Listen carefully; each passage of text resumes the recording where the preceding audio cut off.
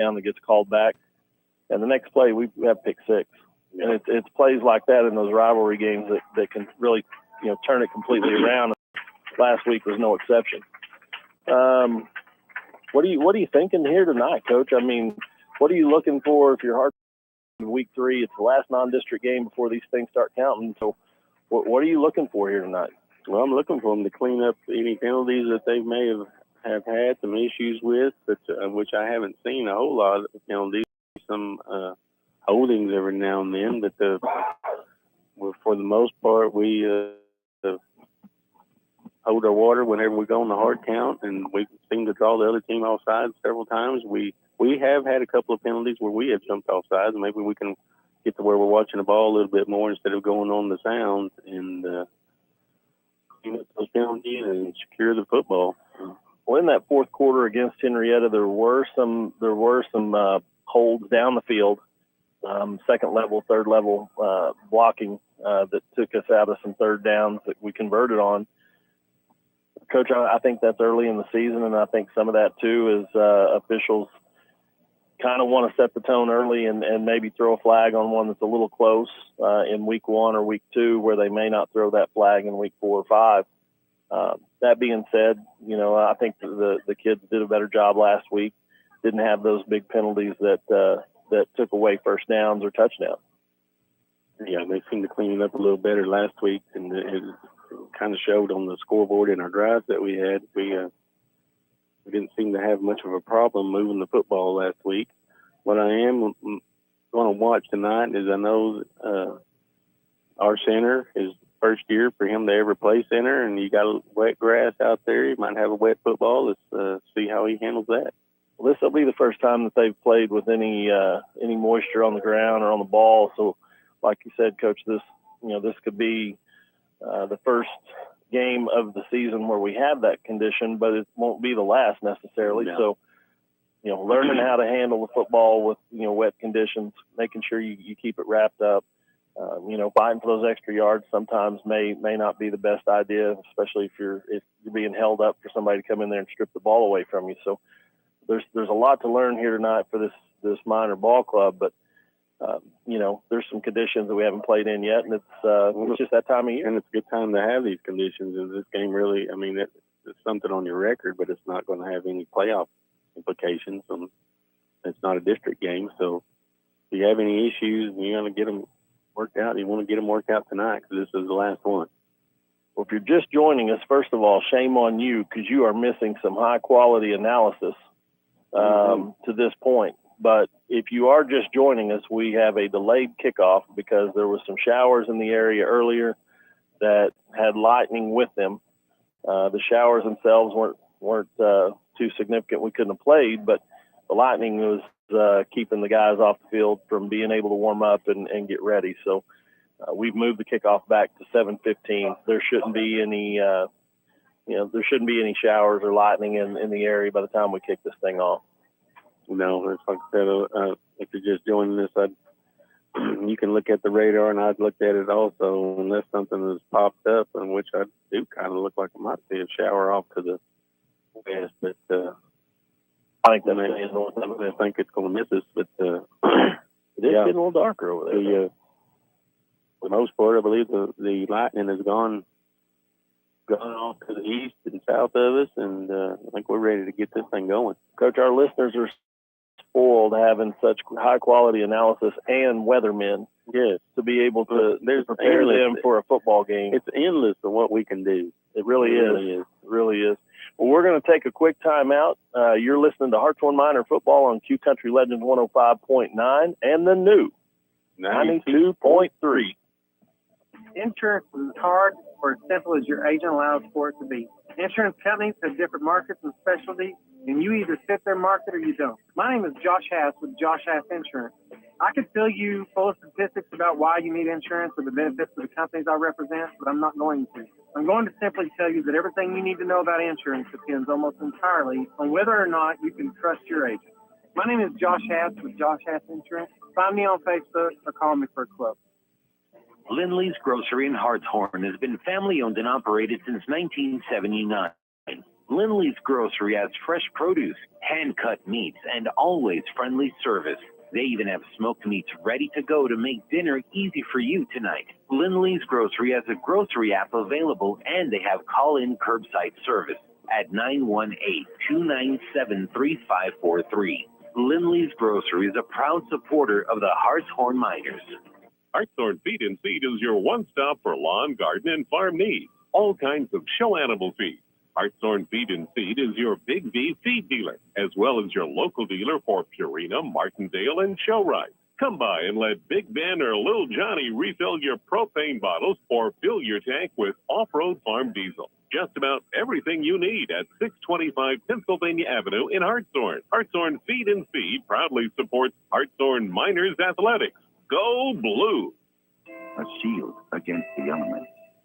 Comfort in the midst of chaos. Shelter in the aftermath of destruction. For 75 years, Shelter Insurance has remained true to our promise to be there when you need us most. This is the heartbeat of our company. Our why. Shelter Insurance. For your auto, home, and life. Call Shelter Insurance Agent Ira Brinley today for a free personal protection review. And we're back here at Butler Jennings Stadium, where Hartshorne will be taking on the Heavener Wolves in week 2 action, but it's actually our third ball game because we played on week 0. That's some of that new math. It's next level math is what it is. Well, I didn't do just probably well some of that math, Common Core math. But right now, the Miners are sitting at 1-1. This is their last non-district contest before we take a 1-week hiatus, and then we'll come back with homecoming here against Savannah, I believe. Is that the schedule correct? It's a homecoming, but I'm not sure which game it is. We'll check that out. I tend to go one game at a time. I know who's on the field in front of us right now. Well, you're supposed to take it one game at a time if you're a coach, and that's what we've both done the majority of our careers. So taking it one game at a time is kind of in our nature. But we do need to try to get everybody prepared. Yes, Friday the 22nd, we will have Savannah here at home, and it will be homecoming. So we will have had 3 home games in a row. That's a pretty good way to start the season. 3 out of 4 at home. You can kind of get things right, and then take your show on the road. To a couple of other teams that were very athletic last year when we played Wewoka. I'm not sure what they have this year, but I know last year they had a couple of athletes that was really good. As a matter of fact, they had a couple of females on their team. One of them was a really good kicker and punter. A couple of softball players, their numbers, they'd really struggled keeping their numbers up, and a couple of softball players came over to help them finish out the season so they'd have enough to continue to play and give them a chance to be in the playoffs. Worked out later in the year. I think they fell below that number and had to forfeit a ball game. So once you do that, you're out of the playoff hunt. But yeah, Coach, athletically, I mean, they had some kids. They just didn't have enough of them. They didn't have enough of them to go with them. You get a few extra kids out this year with some of those athletes, and it's going to be a completely different ball game. It can. It sure can. They can be a dangerous team for sure. And then you go to Stroud after that, which is maybe the best team in the district. Well, that was the district championship game last year. Difference champion last year, and it was between us and them. So we'll see how that game goes this year. They always put out good ball team. Tough Mounds game comes in after that. Conowall, Allen, and we'll finish up with Liberty here at home. So there's a lot of football left to play, but tonight you've got to try to get right before you go into district play. Again, you get the week off next week, maybe heal up a few bumps and bruises, and then from then on out it's going to count. Well, what's your take on the college football? We haven't talked a whole lot about the college football, which we do talk a little bit about. Coach, it's a dumpster fire. It's a dumpster fire. College football is a turned-over tackle box. Yeah. Well, why would you say that? Well, transfer portal. The transfer portal has just completely changed that game. Now, I'm not going to say it's worse. I mean, you're some really good athletes, really good teams. But what I was saying, I'm going to give you my take on it. I know I asked you, but I'm butting in. Well, that's all right. They, from what I've seen, some of the smaller colleges, smaller Division I schools that had good players that proved themselves at smaller schools got in the transfer portal, and now they're playing for big name schools. Not necessarily what I would say good, because these smaller colleges beat them big school teams, and but that's who they're playing for now. And it's kind of like it's just kind of like a lopsided league. You're creating a minor league system in the college ranks. So you have your minor league teams providing talent to your major league teams. But, well, Coach, we're going to take a quick time out here. We'll talk a little more college football when we come back. We have national anthem coming up here at Butler Jennings Stadium. Stay with us. You're listening to Hartshorne Minor Football on Q Country Legends 105.9 and the new 92.3.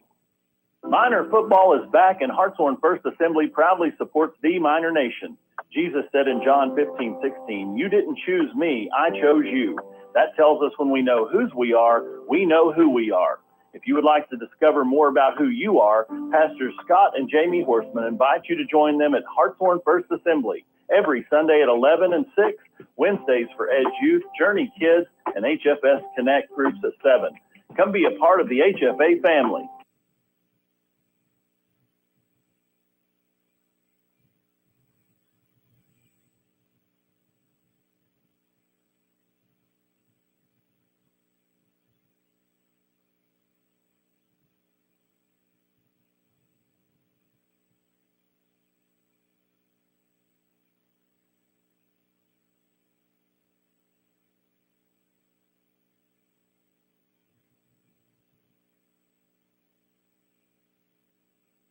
Capital Equipment Rental in Hartshorne is your local source for tractors, trailers, skid steers, loaders, and much, much more. Let us help you find the right piece of equipment for that weekend project, and we'll even deliver it to your job site.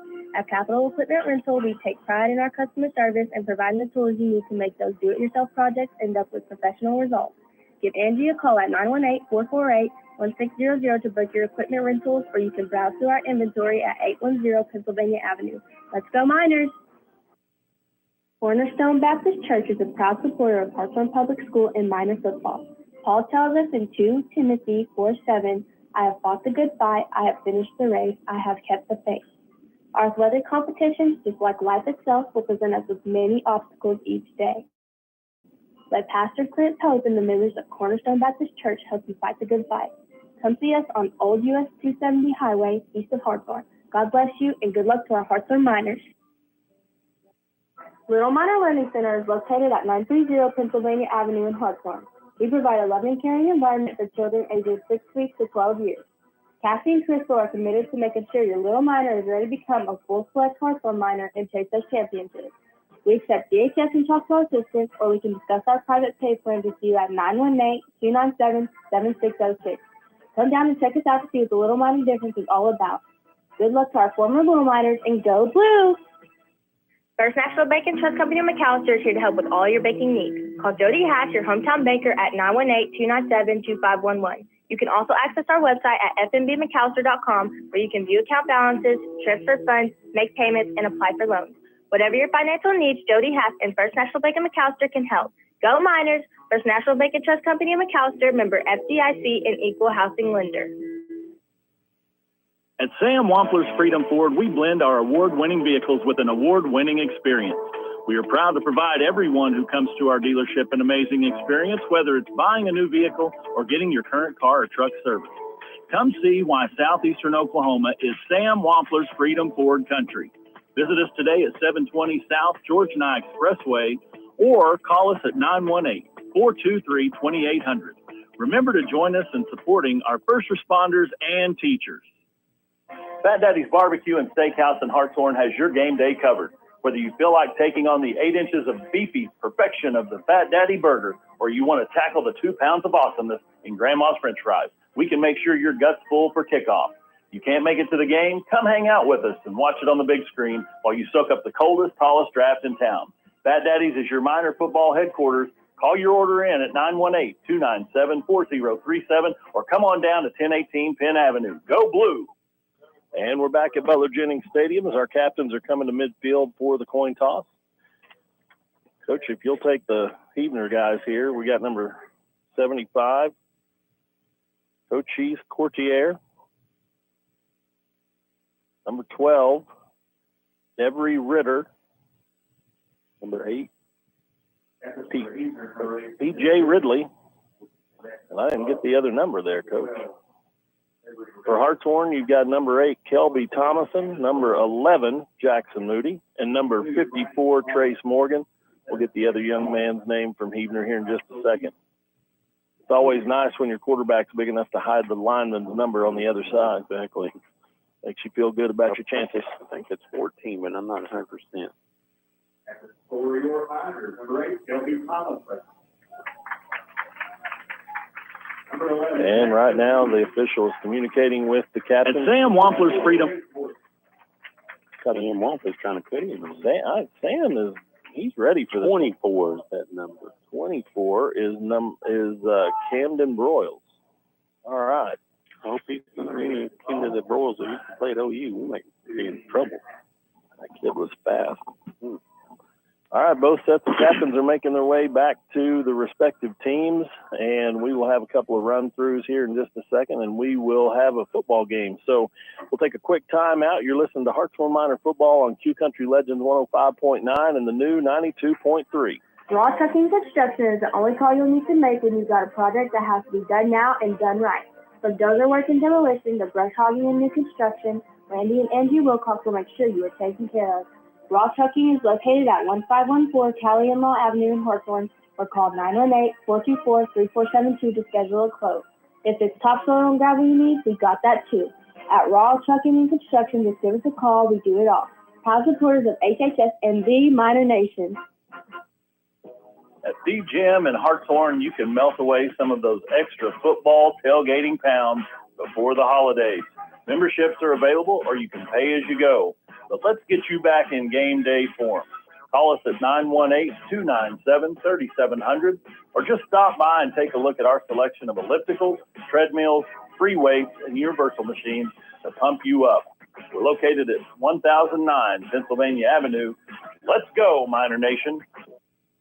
All right, we're back as both teams have now made their way to the sideline, and we're just moments away from kickoff here. Bands making their way back into the bleachers. Hartshorne is going to receive in the south end zone. They'll be moving from left to right across your radio. Huebner will be kicking off from the north. They will be defending the right knob on your radio. For those of you who still have radios with knobs on them, watch out for Aiden Reeves here. Back deep, Aiden Reeves, and looks like, is that number 4? The jerseys are kind of, looks like Cannon Osier. Yeah.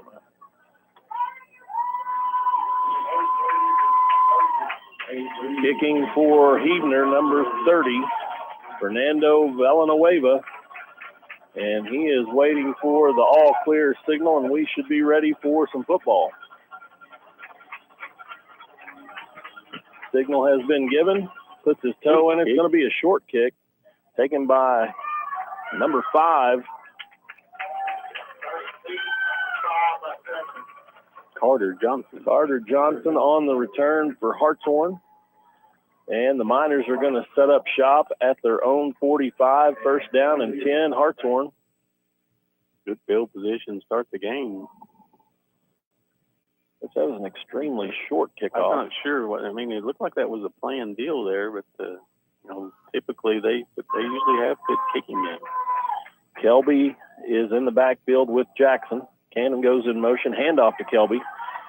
Kelby cuts it inside the defensive end. He's across the 41, 42. Let's see what they give him here. Looks like they're going to give him the 42-yard line. So gain of about 2 on first down is going to bring up 2nd and 8. Had a little bit of bobble there on the handoff, and he gathered it up, and then he had a little bit of room, but it closed quickly, and Huebner Wolves have some speed on their defensive side. 3 wide receivers to the far side. 1 right wide receiver to the near side. Handoff, fake to Kelby. Jackson keeps it. He goes left. Trying to get outside the block. He makes it. Gets to the corner, and it looks like he's going to have the first down. Close to the first down mark, and I believe they got him marked. Yes, sir. First down, Miners. Ball's going to be spotted at the Heavener 45. First down and 10 Miners. Linebacker crashed and went for the handoff, and Jackson Moody pulled it, and he had a lot of room to run over the left side. Coach, if you look downfield that time, we talked about in the pregame, the second level blocking, those guys are getting their hands off when they were out of position. So looks like they've worked on one of the problems they had in week one. And not much running there. Handoff goes to Thompson again over the right side, and he wasn't able to get stop for no gain. Second down and 10 coming up here for the Miners. Wolves defense does a good job on first down, keeping Kelby contained there. Single wide receiver to each side. Carter Johnson in motion, and we're going to have a flag. Looked like Kelby leaned and couldn't keep his balance there, so it's going to cost Hartshorne 5. We're going to be second and 15 here. Those are some of the mistakes that you're hoping to get cleaned up. You can't be behind the chains right off the bat now with second and 15. Ball spotted at the 50-yard line.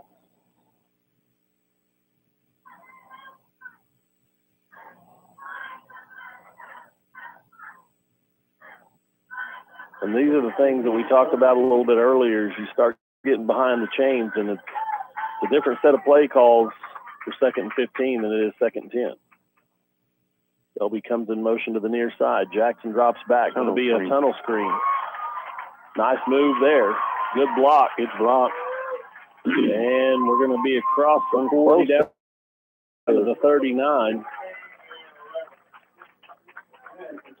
Nice job there on the tunnel screen by Gus. He's way across the 40 into the 39. I can't sending Kel Thompson in the wheel route over to Gus's side. Just brought a lot of attention to him with left Gus open. Third down and 4. And we go with the old Hawaiian freeze. The Hawaiian freeze. How about that? That's a special kind of freeze there. Yeah, that's going to get Hartshorne a first down. Heavener goes on the hard count. It's going to cost them 5. Now both teams have had a key penalty in this drive. First down and 10, ball spotted at the 34-yard line. Handoff to Kelby up the middle. He's going to lean forward down to about the 32-yard line. We'll give him 2 on first down. It's going to be second and 8. And Coach, a lot of times, I know as a fan, you're like, well, we've had a lot of luck on the perimeter. What are we going up the middle for? Well, that's why you go up the middle and keep them honest. You got to keep those guys looking inside a little bit, or that outside will disappear on you. So 2 wide receivers to the far side. Gus goes in motion. Heading off on the jet sweep. He's getting the open field. Nice move there. He's in the loose. And he's going to score. Nice job. Touchdown. Good blocking on the far side, and Coach just made the right cut right there. Got it inside that defender, and then he made one guy miss on the back end. And that's why you run up the middle. Yep, keep them honest in the middle, and then we got running jet sweep across there, and had good running room, and then Gus was able to make a couple guys miss and take it to the house. Kelby in motion. Little flare screen out to the left. He's going to put his head down, and he'll have it. And he's in. Nice job on the perimeter by Gus and Brett, keeping those guys occupied at the goal line, and then Kelby just dropped his head and got the next yard by himself. Nice work. Hartshorne's got the lead. Miners 8. Wolves 0. We'll take a quick timeout. You're listening to Miner Football on Q Country Legends 105.9 and the new 92.3. Miner Football is back, and Hartshorne First Assembly proudly supports the Miner Nation. Jesus said in John 15:16, "You didn't choose me, I chose you." That tells us when we know whose we are, we know who we are. If you would like to discover more about who you are, Pastors Scott and Jamie Horseman invite you to join them at Hartshorne First Assembly every Sunday at 11 and 6, Wednesdays for Edge Youth, Journey Kids, and HFS Connect groups at 7. Come be a part of the HFA family. And we're back where Hartshorne has the early 8-0 lead. First drive of the ball game. The Miners took it from their own 45 in for the score. Now Malachi set it down at the 40-yard line, and Mr. Sonagui is going to tow it up here for us. Kick is away. And we have flag before. Looks like might have offsides here. Maybe we got a little frisky. Somebody got a little anxious on trying to get down the field a little bit early. Offside. Offsides is the indication. That's going to move the ball back to the 35.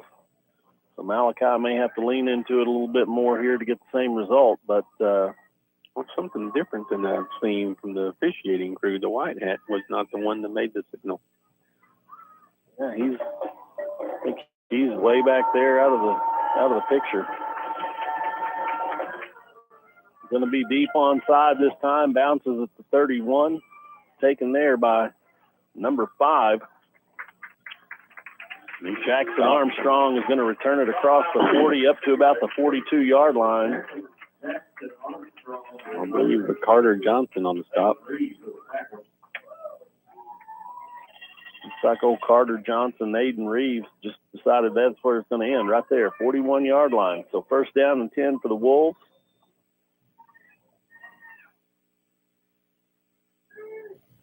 This will be the first drive for Huebner tonight. Going to run a lot of running room. Just a little GT. Ball's loose. Hartshorne can sure if we got on it or not. We was first one there, but I don't know if we actually recovered it.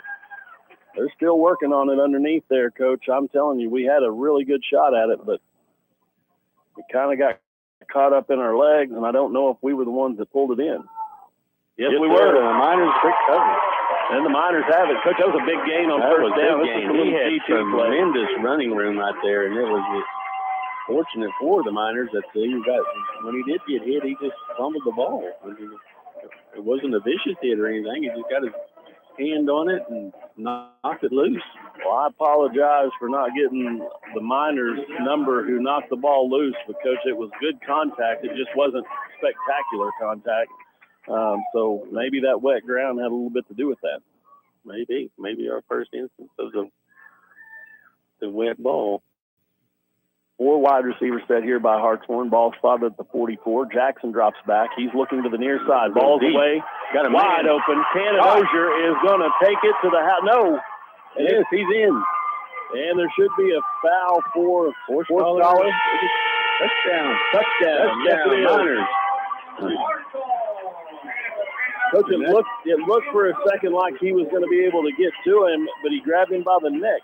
He grabbed him by the horse collar and pulled him down, but he pulled him down right over the pylon, which is breaking the plane of the end zone. Touchdown, Miners, and now Hartshorne goes for the second. That's what you do when you get a turnover like that. You take a shot, and I like that call by the coaching staff. Quarterback takes the ball. He's going to keep it up the middle. Jackson leans forward. Let's see if he's going to have enough to get it in. Yeah, they can help him. Let's see where he's at. Is he in? No good. No good. So, with 8:32 left to play, Hartshorne 14, Huebner 0. We're going to take a timeout. You're listening to Miner Football on Q Country Legends 105.9 and the new 92.3. A shield against the elements. Comfort in the midst of chaos. Shelter in the aftermath of destruction. For 75 years, Shelter Insurance has remained true to our promise to be there when you need us most. This is the heartbeat of our company, our why. Shelter Insurance. For your auto, home, and life. Call Shelter Insurance Agent Ira Brindley today for a free personal protection review. And we're back at Butler Jennings Stadium. Hartshorne out to the early lead. Miners 14, Huebner 0. And, Coach, we've had the ball twice. We've scored twice. Yeah, the Miners so far have capitalized on their possession. Didn't get the 2-point conversion there, but nonetheless, we got the lead right now. But I'm concerned about that running play. You know, we did get a fumble out of it and recovered it, but we can't expect that to go our way all night long. They better find a way to get that stopped. Malachi deep onside, taken by number 5 again, Jackson Armstrong. He brings it back to the near side over here, and he's going to have to set the edge. He gets around the corner, And Miners are going to force him out of bounds at the Hartshorne 39-yard line. Coach, he took it into traffic on the far side, brought it back to the near side, and had a lot of room. Had a lot of room when once he reversed his field and brought it back to the left. And Miners did not cover well that time. Good field position for the Wolves. Well, Heavner, the last couple of years, Coach, with this new coaching staff, they play some old school football, and like you said on that little guard tackle pull play, man, they've had a lot of success over the last couple of years. Let's see if Hartshorne can make the adjustment. And there they go. Now they run it to the other side. Another big game. Another big game. Pick up 9. 9 on first down. It's going to bring up 2nd and 1. Put the Miner down on the side over there.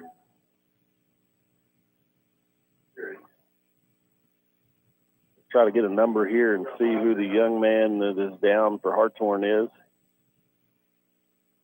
Not sure if he got landed on, Coach. He was kind of at the bottom of that pile there. I'm thinking it's Cody Sanders. I'm not seeing Cody out down there, so I think you're probably right.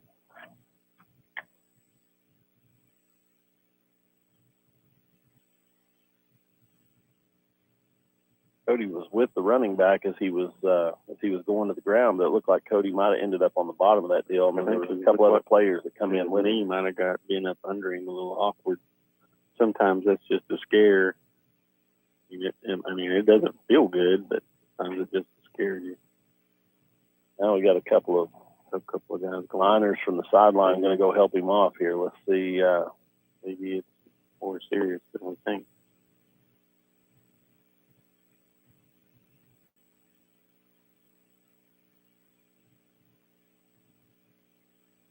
We'll take a quick time out here while they're checking on Cody. You're listening to Miner Football on Q Country Legends 105.9 and the new 92.3. Lindley's Grocery in Hartshorne has been family-owned and operated since 1979. Lindley's Grocery has fresh produce, hand-cut meats, and always friendly service. They even have smoked meats ready to go to make dinner easy for you tonight. Lindley's Grocery has a grocery app available, and they have call-in curbside service at 918-297-3543. Lindley's Grocery is a proud supporter of the Hartshorne Miners. And we're back at Butler Jennings Stadium. It is Cody Sanders that sustained the injury on that play. They're helping him to the sideline now. Looks like it's a right leg injury of some kind. We won't speculate too much, but Cody was on the bottom of that pile. Like I said, he was with the back as he was going to the ground. So let's see how that plays out over the course of this ball game. Cody's a real factor on the defensive line too that could come into play in this game. Quarterback drops back. He lets it go. Pass is going to be incomplete. And the pass was thrown low into the inside. I think if he'd have thrown it high into the outside, he would have had a touchdown there. And maybe it was pretty good coverage. I mean, he had to make a good throw to complete that pass, and I thought it was about as good a throw as he could make it because he was both sides. I mean, either one of them, they were covered up pretty good. But like you though, he almost caught that ball. Right now, it's 3rd down and a long one. Handoff. Going to have the first down.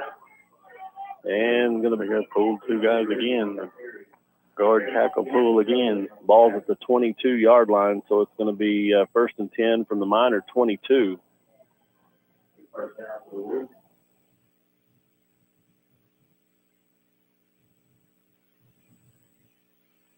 Play coming in from the sideline.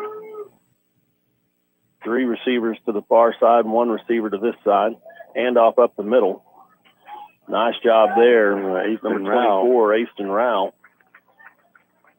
A little bit better job that time as same play. Still pulling guard and tackle, kind of clear over Manny on the left side, and Aston snuck in there and made the stop. 2nd and 8. 2nd and 8 coming up here for the Wolves. Nice drive here by Heavner on their second possession. Fakes the handoff. Quarterback's going to keep it. Aston had a chance at him, but he got away from him. Looks like Carter Johnson and Brett Lindley come in to clean it up. You're gaining about 5 on the play. We'll bring up third and about 3. Maybe not quite 5. Ball spotted at the 15-yard line. Third down coming up. 4-down territory for the Wolves here. Of course, you say that. They may have a kicker over there, and this is 3 points, so we'll see. But inside the 20 in high school, typically you're going to take a shot on that 4th down if you don't get it on 3rd. Nice job by Malachi. Backfield. And he slings him back down at the line of scrimmage. Malachi wasn't letting go there. He stuck that big mid out there and got a hold of his shirt tail and pulled him down. Like a big old grizzly bear getting a hold of a donut. 4th down, and they are going to go for it here. They're lined up to go for it. Let's see if we can't watch that ball. Miner defense needs a big stop here on 4th down. You don't want to give them the freebie. Play clock down to 12 seconds. Play still coming in from the sideline. They're going to run the clock down, maybe take a timeout. Under 10, and it looks like the coaches are going to take a timeout, and they're going to talk it over.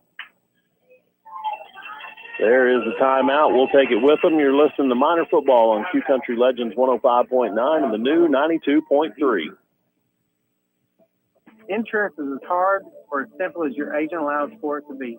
Insurance companies have different markets and specialties, and you either fit their market or you don't. My name is Josh Hass with Josh Hass Insurance. I could fill you full of statistics about why you need insurance or the benefits of the companies I represent, but I'm not going to. I'm going to simply tell you that everything you need to know about insurance depends almost entirely on whether or not you can trust your agent. My name is Josh Hass with Josh Hass Insurance. Find me on Facebook or call me for a quote. Hartshorne Feed and Seed is your one-stop for lawn, garden, and farm needs. All kinds of show animal feed.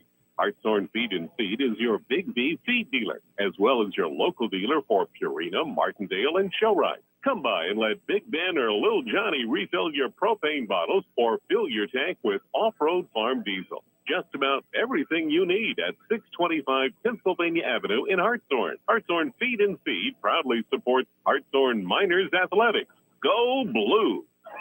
Hand off up the middle on 4th down, and he did not get it. They have number 58, and that's going to be a stop. Miners are going to take over on down. Old Jagger Shaw, but his big miss on him. He said, no, thank you. Jagger play Shaw offense, boys. Jagger Shaw coming in for Cody Sanders. Trace Morgan in on the play also. That's what you got to have when you're thrust into it. Next man up, and nice play there by Jagger to make the play and get the ball back for the Miners on downs. 1st down and 10, Hartshorne. Ball spotted at the 12-yard line. Jackson takes the snap. He's going to work his way to the left side. We have a flag in the backfield, probably a hold. No gain on the play. In fact, he might have lost a half a yard. A lot of dancing around in the backfield. When you got to dance around the backfield, it's going to be trouble for us. I think he was wanting a block that he wasn't getting, but at that point, he probably just needs to go and take what he can get. You're deep in your own territory. Now you're going to be a little deeper. Half the distance to the goal line. Ball's going to be spotted at the 6. So now the Miners are well in the shadow of their own goalpost. 1st down, and we're going to call it about 18.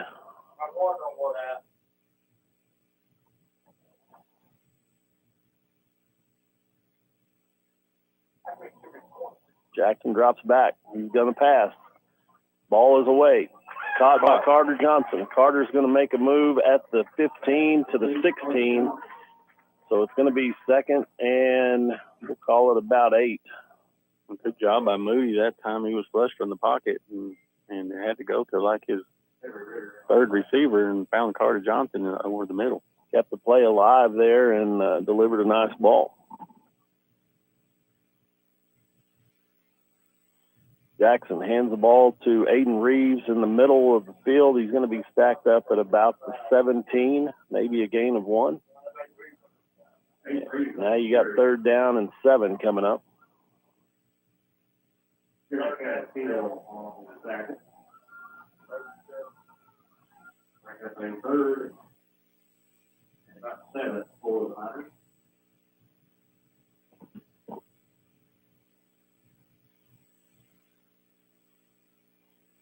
So here, if you're Hartshorne, even if you don't get the first down, you want to get as much as you can so that you have a little more room to punt. Jackson drops back. Screen pass caught by Aston. Aston's going to have the first down, and he's out to about the 29. Good job by the lineman getting downfield on the screen, and a good job by the blocking downfield with the other receivers is doing a good job. They're very close, and they're to getting penalty calls for maybe blocking the back or holding or something like that, but they're blocking just long enough where they don't get, and they let go and don't, just enough where they're not getting called for it. Two receivers to the near side. Pass is complete to Brett Lindley on the far side. He's going to have about 6 on first down. We're going to call it 2nd and 4. Just a little quick turnaround there. They're giving us a cushion now on the outside. They've been burnt once deep, so giving us a little bit of cushion on the outside, and we're taking advantage of it. 2nd down and 4 coming up.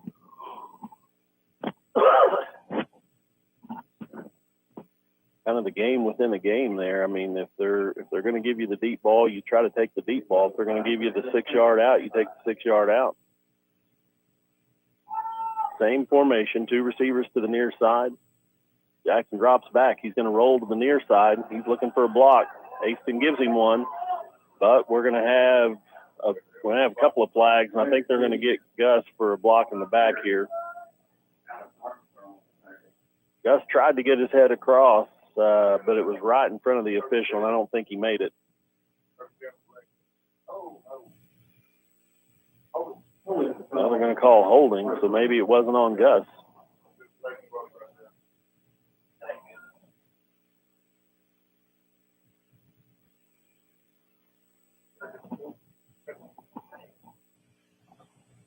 That'll move the ball back to the 25-yard line. Got to make the 41.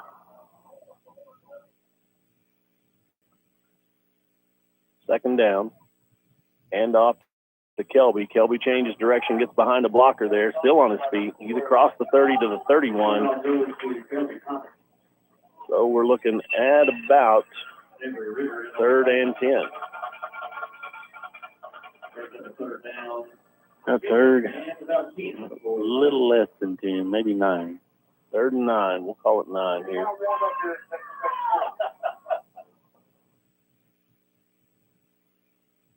And a hard count going to give us a little more breathing room. The Hawaiian freeze strikes again.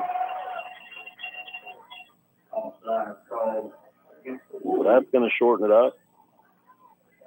3rd and 4.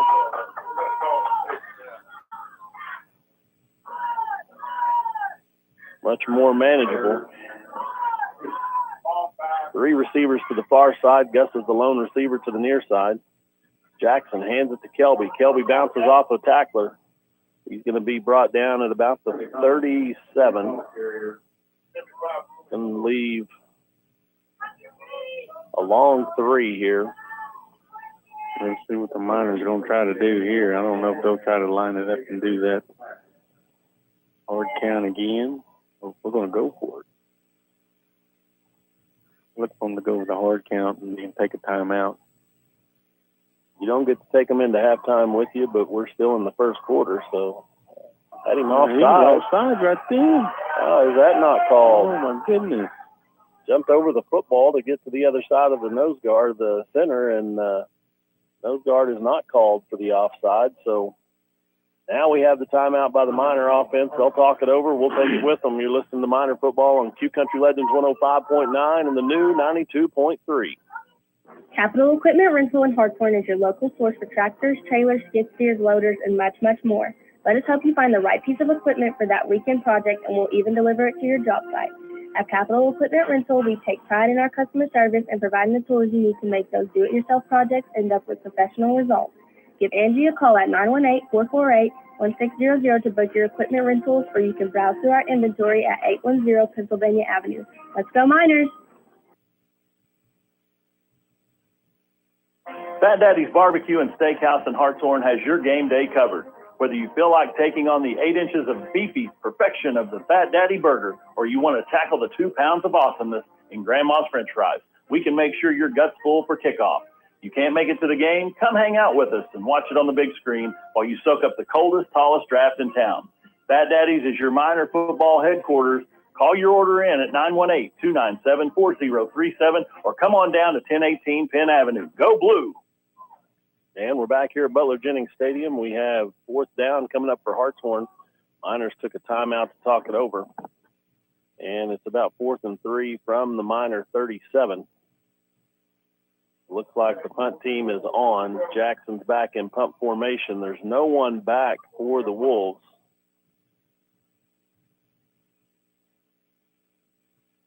And we're going to have a false start by Cannon Osier. I think Cannon I don't know if he anticipated the snap or there was some movement that caused him to I think they may have been going on the hard count there to see if we could draw him offsides on the punt. But Cannon flinched. It took the referees a little bit to blow the whistle.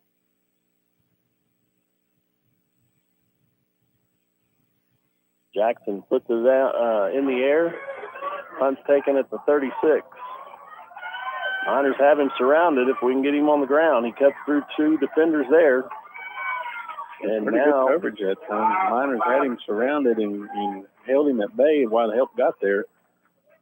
Gus, Benny Machota, and I believe Gus Miller down there, and Benny Machota had him surrounded. Like Carter Johnson was there as well. So good coverage by the Miners. Nice punt.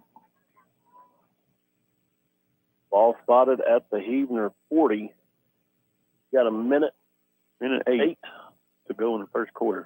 This one's taking a little while. Well, you had that injury, so it took a little bit of hold things down. There's a false start. First and 15. We're going to. That's karma. That's the young man that jumped over the football trying to get position on defense. And come back and got him on that one. So first and 15.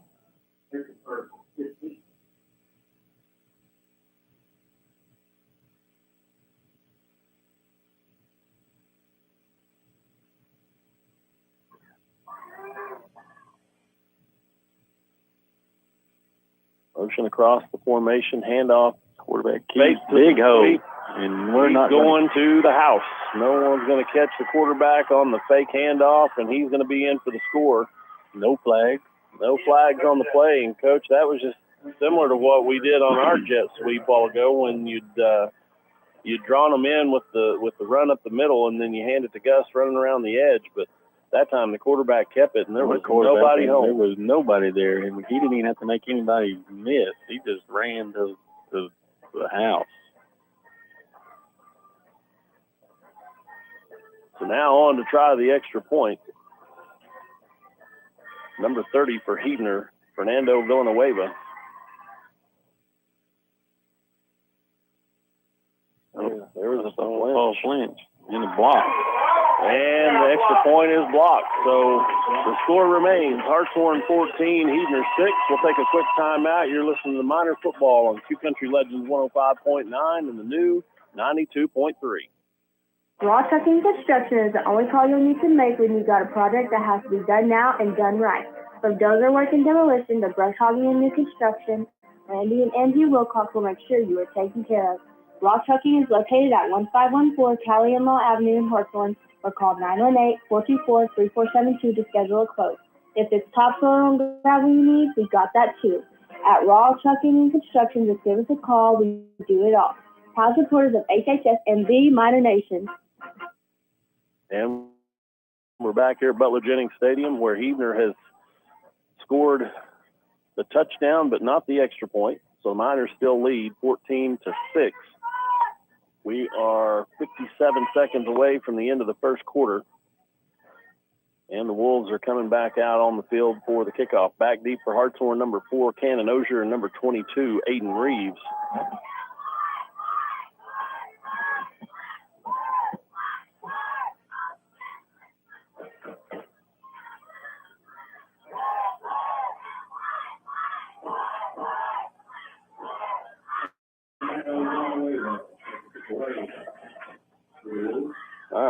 looks like he didn't even use a tee here, Coach. That's a good indicator that we're going to try to keep this thing short and low.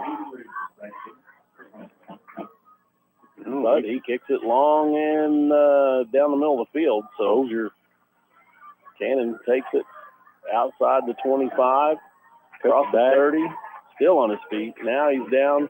We're going to call it the 34-yard line, 33-yard line, first down and 10, Hartshorne.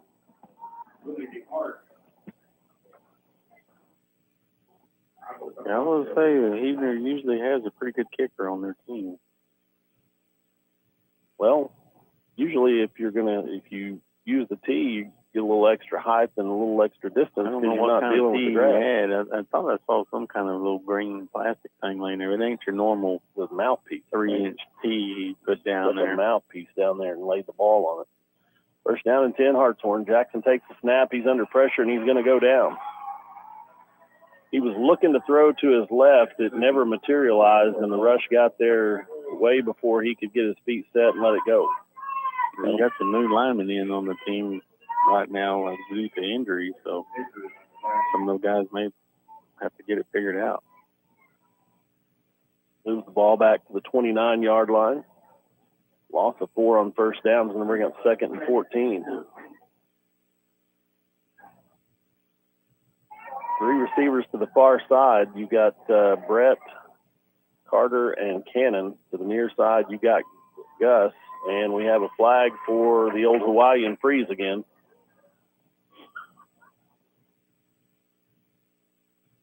Offside, the call against the rules. That hard count will keep them at bay for a little while, and at some point they should come accustomed to it and just watch the football. 2nd and 9 now. We're going to take it to the 2nd quarter. We'll take a quick timeout here for the break. You're listening to Hartshorne Minor Football on Q Country Legends 105.9 and the new 92.3. At Steve Gym in Hartshorne, you can melt away some of those extra football tailgating pounds before the holidays. Memberships are available, or you can pay as you go. But let's get you back in game day form. Call us at 918-297-3700, or just stop by and take a look at our selection of ellipticals, treadmills, free weights, and universal machines to pump you up. We're located at 1009 Pennsylvania Avenue. Let's go, Miner Nation. Cornerstone Baptist Church is a proud supporter of Hartshorne Public School and Minor football. Paul tells us in 2 Timothy 4:7, I have fought the good fight, I have finished the race, I have kept the faith. Our athletic competitions, just like life itself, will present us with many obstacles each day. Let Pastor Clint Pope and the members of Cornerstone Baptist Church help you fight the good fight. Come see us on Old US 270 Highway, east of Hartshorne. God bless you, and good luck to our Hartshorne Miners. And we're back to start the 2nd quarter. Hartshorne has 2nd and 9 coming up after the penalty.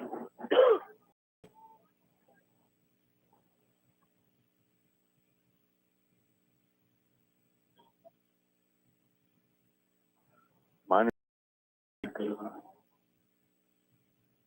starting the 2nd quarter.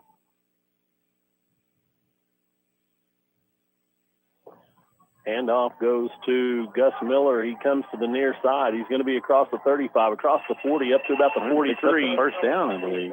He's extremely close to it. Let's see what they say here. I'm not liking the spot they gave him. But White Hat's going to tell him to lay it on the ground right there because we may have to measure it. Spot it where you want it. Let's take a look. First down it is. Now we can throw it to the middle of the field. And Coach, this is something I think we're going through and across the board. You have young officials that are having to work these Friday night games and just little things like that. It just takes. It's early in the season for these guys too, so it brings the ball to the 43. First down and 10, Hartshorne. Jackson looks to the near side. Pass is complete to Brett. Brett's going to be across the 50, out of bounds at the 49. Nice yardage pick up there. 8-yard gain. I think Brett may have heard all he wanted to hear from Holly the last few ball games about dropping some of these passes. You think Holly was the one dishing it out? Well, she may have handed him a different set of gloves the other night. Well, I'm not saying she did. but she may have handed him a different set of gloves. Told him to try these. So second down, and we'll call it 2. Handoff up the middle. Aston's going to have the first down.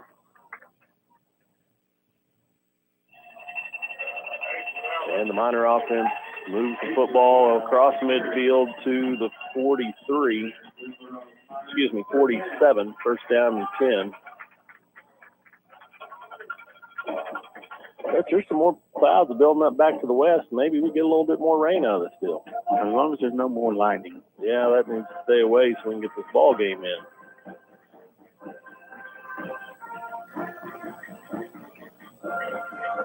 Three receivers to the far side. Brett's the lone receiver on the near side. Jackson, swing pass out to Cannon. Cannon loses his balance, but he regains it. He's going to lose a yard. Nope, bites through it. And he still he picks up a nice job. 4 yards on the play. He had every reason to go down a yard behind the line of scrimmage, and he just kept fighting and ended up getting about a 3-yard gain out of the deal. Second down and 7. Good job, Cannon Hoosier.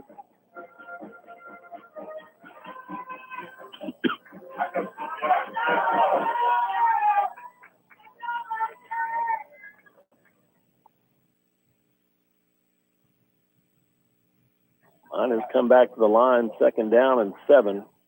2 receivers to the near side. Gus is by himself on the far side, comes in motion, fakes the sweep, hands it to Aston. Aston up the middle, big hole across the 30, 25, 20, and he's going to be brought down at about the 17, 16-yard line. First down and 10, Miners. And, Coach, that was that action we talked about. We've seen the jet sweep. Now let's hand it to the running back and see what the middle of that defense looks like. Yep, we've been pounding it outside, swing pass, running outside, jet sweep, and now here we go up the middle. Right now the Miners seem to have them a little bit on their heels.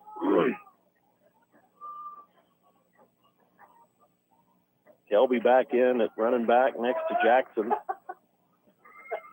Lone receiver to the near side is Brett. 2 receivers to the far side. Jackson rolls to the far side. He's looking, passes away, and it's incomplete. He was trying to get it to Malachi. Well, he had pressure coming from the defensive lineman over there, pressuring on the quarterback, but I felt like Moody could have stepped up in the pocket there. He kind of ran away from his block. Watch that set come back a little bit later in the ball game. They had one wide receiver to the near side, and it was one-on-one. There was nobody in the middle of the field. The slant may have been there, but you'll have an option to run that a little bit later in the ball game if you want to. Second down and 10. We're getting the same look here. You may see it on this play. Handoff up the middle to Kelby. Kelby runs into a defender right at the 15. So it's going to bring up third down. We're going to call it 9.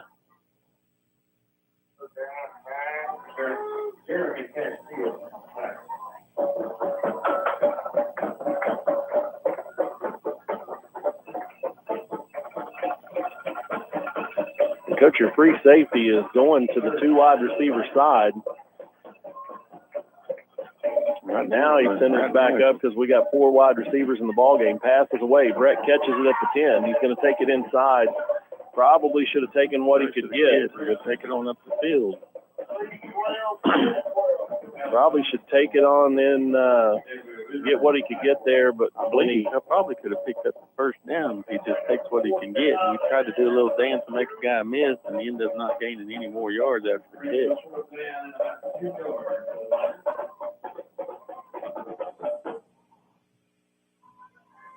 Fourth down, and we'll call it 2 here. Let's see if they go with that under center play. Play clock's going to go under 10 here. Malachi comes back into the ball game. So the Miners are going to go quick and try to save the timeout. Jackson's under center. And it looks like Hartshorne is going to take the timeout. We'll take it with them. You're listening to Miner Football on Q Country Legends 105.9 and the new 92.3. Cornerstone Baptist Church is a proud supporter of Hartshorne Public School and Minor football. Paul tells us in 2 Timothy 4:7, I have fought the good fight. I have finished the race. I have kept the faith. Our athletic competitions, just like life itself, will present us with many obstacles each day. Let Pastor Clint Pope and the members of Cornerstone Baptist Church help you fight the good fight. Come see us on Old US 270 Highway, east of Hartshorne. God bless you, and good luck to our Hartshorne Miners. At Sam Wampler's Freedom Ford, we blend our award-winning vehicles with an award-winning experience. We are proud to provide everyone who comes to our dealership an amazing experience, whether it's buying a new vehicle or getting your current car or truck serviced. Come see why southeastern Oklahoma is Sam Wampler's Freedom Ford country. Visit us today at 720 South George Nye Expressway or call us at 918-423-2800.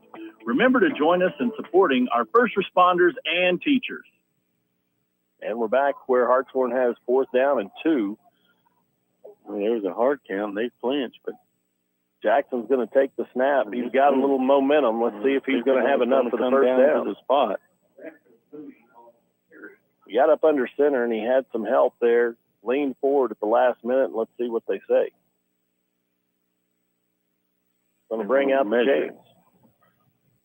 This measurement's going to make somebody happy. It's going to be a Wolf defense or a Miner offense, but the ball's going to be at the Huebner 7. Miners did a good job with, tried the hard count at first and it didn't work, and then they went ahead and snapped it on 2 and got a little bit of push, but we don't know if it was enough.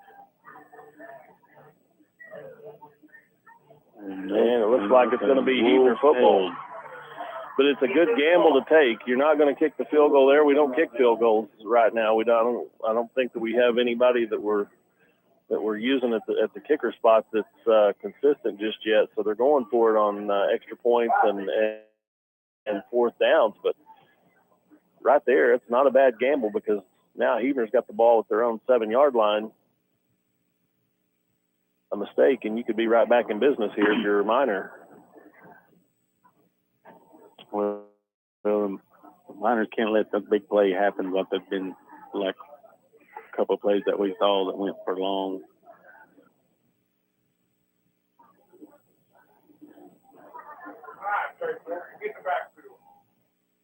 And here we go. 1st down and 10, Huebner from their own 7-yard line.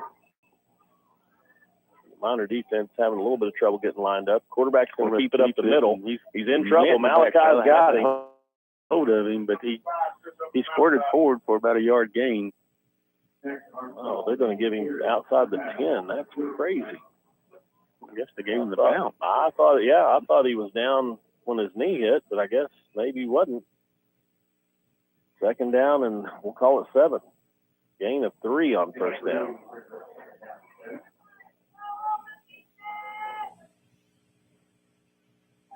Seven minutes, 30 seconds left to play in the first half. Hartshorne leads at 14-6. Motion away. Handoff on the sweep. He's got the edge. Now it's going to be a foot race. Aiden's there, but he's got a bad angle, and he's going to take it in unless Hastings can get him. Hastings still tracking. Not going to make it. And it's touchdown. And, Coach, that's what you're afraid of right now is we just weren't lined up right there and kind of got out of position. And it doesn't take much when you have a little bit of speed. You get outside that corner, and there's no edge. It's a foot race. So now Huebner goes for 2 here, could tie it up. 7:14 left to play in the first half. So the Miners get all the way down the field and get inside the 15-yard line and come away with no points, and then 2 plays and Huebner scores. So instead of it being 21-6, it's got now a chance to be tied up. It'll be a tie ball game after this 2-point conversion try by the Wolves. Clock runs under 10 seconds. Quarterback's going to keep it. He's going to walk it in. We have a tie ball game. You're listening to Miner Football on Q Country Legends 105.9 and the new 92.3. First National Bacon Trust Company of McAllister is here to help with all your baking needs. Call Jody Hash, your hometown baker, at 918-297-2511. You can also access our website at fnbmcallister.com, where you can view account balances, transfer funds, make payments, and apply for loans. Whatever your financial needs, Jody Hass and First National Bank of McAllister can help.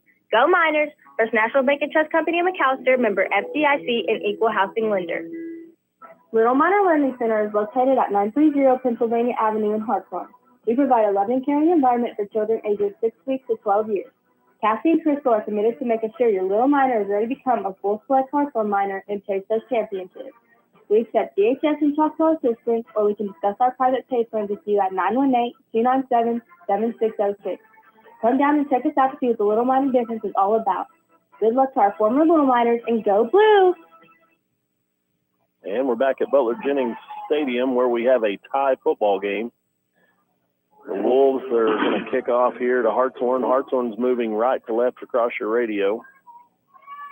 Well, what worries me most about the defense that I'm seeing from the Miners is when they run a bust a play, there's nobody touches them. It's not like the guy is a tremendous athlete. I mean, that it's just so well blocked and wide open that we're not in the right spot to make a stop.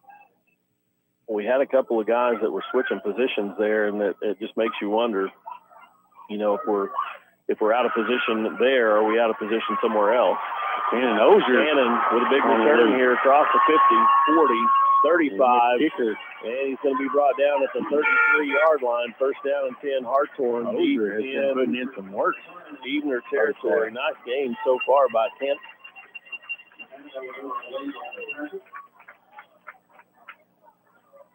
And coaches, like you said a while ago, I mean, you sub guys in due to injury, or you sub guys in to give somebody a break, and everybody's got to stay. They got to be in the right position. And if they're a shoulder off, if they're head up instead of on the outside shoulder, that can make all the difference. So you're going to have to break down some of these long plays that these teams are getting against us and get them fixed. Kelby Thomason lowers his head and tucks through for. I think he actually ran over Trace Morgan there. He trucked somebody. Friendly fire. I think he trucked two people. One is our own and 74 and 75 in the middle of that line. 74 is the one that took the brunt of it. KQIK FM Haleyville, KNNU, Antlers, a Payne Radio Group station. Stepping down for Hartshorne, Brett Lindley in motion across the formation on the jet sweep. He cuts it inside. He's going to be close to the first down. I think he's going to be short. And that time he gets the jet sweep. Normally that goes to Gus. Different look for the defense. So 3rd down and 1 coming up here. See if you can make something work off of that particular play later in the ball game.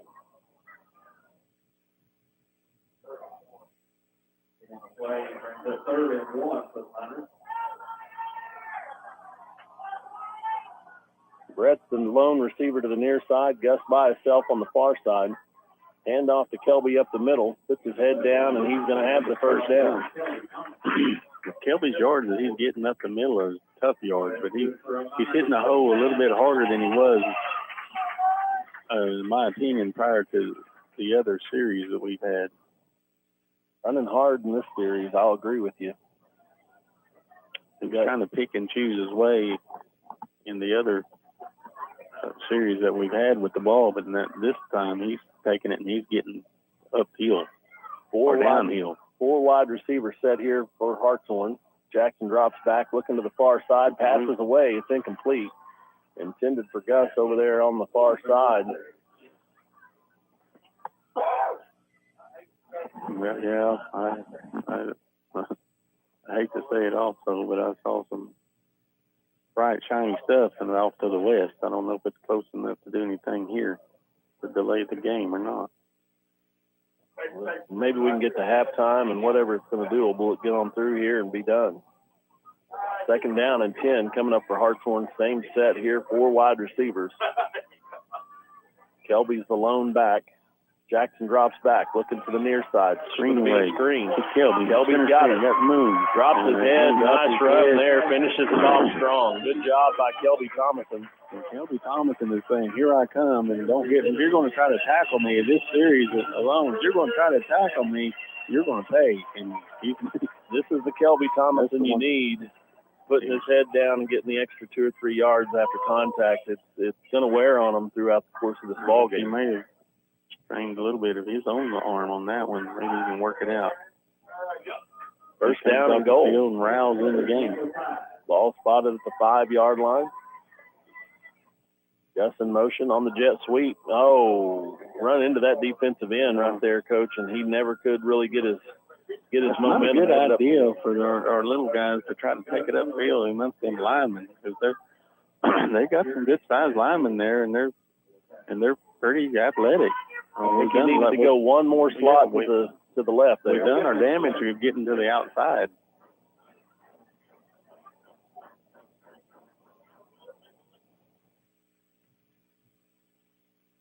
Four wide receiver set this time. Aston still in at the running back position next to Jackson.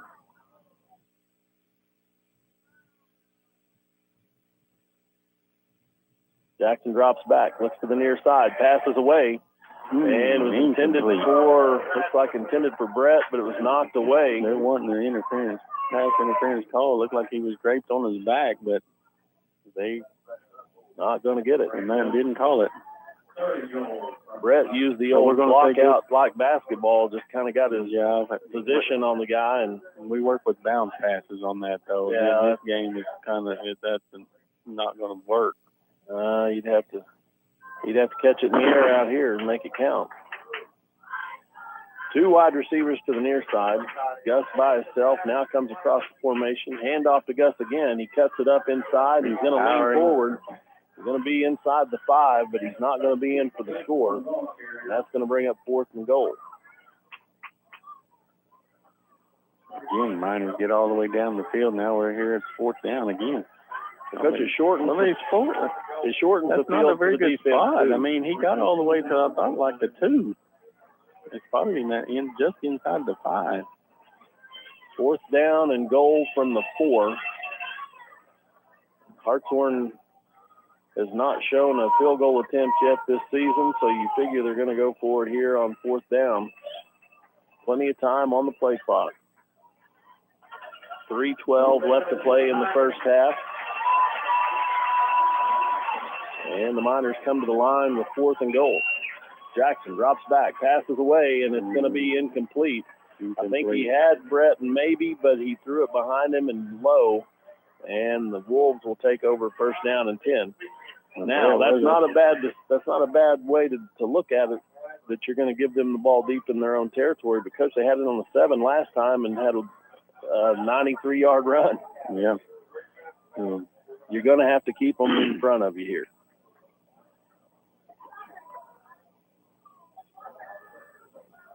Well, that time Brett was open right there. We just kind of hurried and rushed the throw. And I think Jackson was trying to get it in there before the defender could recover and just held on to it a little too long. And there goes. Run up the middle. This time they get him down at about the 7. So gain of 1 on the play, 2nd and 9. Ball's at the 5, I'm sorry.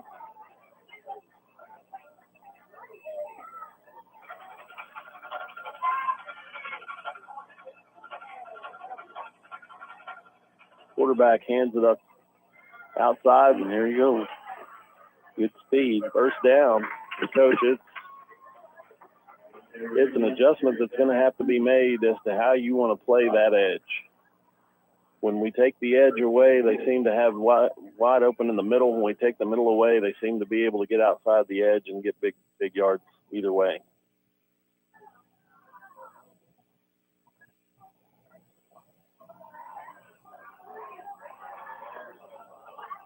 Trips out to the right. Quarterback drops back, passes away, and it's knocked down. Looks like Malachi got his big old mitt on it again. So far, on what we can tell, is Malachi has been the one lone lineman that's getting any pressure. 2nd and 10.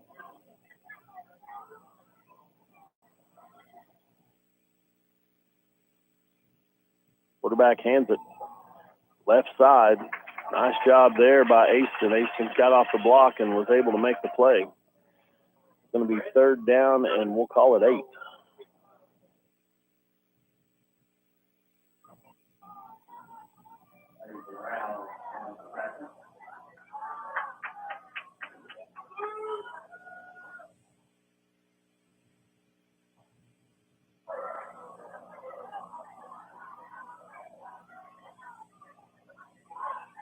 Quarterback passes it to the far side. Goes out of bounds. Clock is stopped. Short game. Is that Gus over on the far side on the defense there? There's just a quick out pattern there. Just stand up and throw it to the receiver and see if he can go get it. 4th down and 5 coming up here.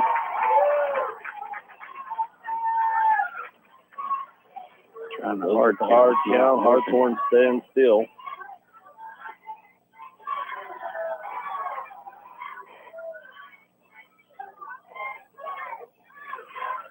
Looking to the sideline to get the play from the coaching staff. 20 seconds left on the play clock. Tries the hard count again. Man, we're going to get a timeout. We'll take it with them. You're listening to Minor Football on Q Country Legends 105.9 and the new 92.3. KQIK FM Haleyville, KNNU, Antlers, at Payne Radio Group Station. Hi, this is Will Payne for Payne Radio Group and Q Country Legends 105.9. Proud to bring you Hartshorne football once again. We want to say thank you very much for being part of the family and supporting Hartshorne Minor football. If you'd like to sign up to sponsor a player or your civic group and local business, get a hold of us right now for Hartshorne Minor football. PayneRadioGroup.com. Go Miners! And the Miners are coming back after the timeout. 4th down and 5 coming up for the Wolves with the decision to make. There is 1:22 left to play in the first half. It is 14-14. And you got to decide if you want to go for it in your own, deep in your own territory and give Hartshorne a short field with a little bit of clock left. Looks like they're going to drop back into punt formation. Let's see if they go through with it. See if we can get a block. Punts away, not a good punt at all. Get away.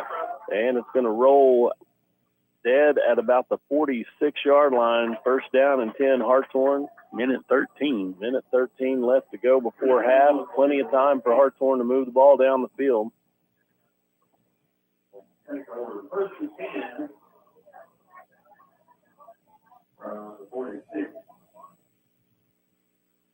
Coach, Hartshorne having the ball deep inside the 10 twice to come away empty. Hope that doesn't come back to bite you. 2 wide receivers to the far side. Aston is your running back. Jackson rolls to the far side, looking for a receiver. Passes away. And Gus was kind of left out to dry there, and the defensive back made him pay. Pass is incomplete. Well, anytime you make your receiver leave his feet to go up to get a ball, then he's kind of vulnerable for a big hit, and he did get hit. But Gus is on his feet, ready to go. That's one of those you probably go talk to Jackson after the ball game tonight and say, hey, buddy, you kind of left me out there for a little bit. What's the deal? Same formation. Tunnel screen to the near side. Brett catches it across the 40, 35, 30. He's going to be down. No. He called him down. But he wasn't down. Ball spotted at the 25. 1st down and 10. Hartshorne. Brett was upended and he landed on the defender and got up and ran for another 2 or 3 more yards, and they brought him down. But then the official already blew it dead. Jackson handoff. Hastings pops it outside. He's looking for the edge.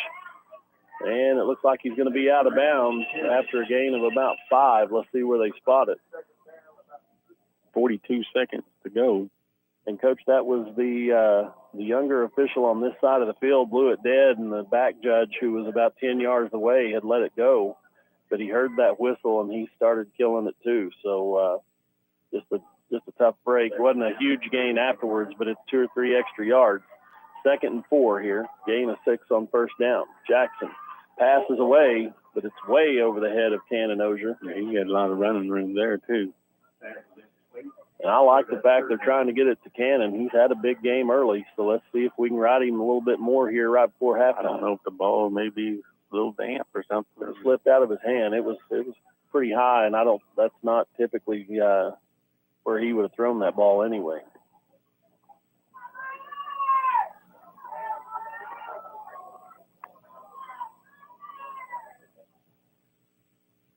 Jet sweep to the near side. Gus cuts it inside the defender, but he's not going to have the first down. It's going to bring up fourth. He's inside the 20. Call it the 18-yard line, and it's going to bring up 4th and 3.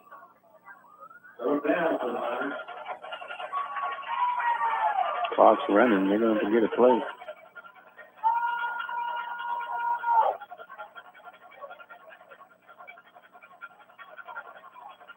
Four wide receiver set. Ball comes loose. Jackson looking for nobody, and he's going to go down in the backfield at about the 34-yard line. And that's where Huebner will take over with 3 seconds on the clock.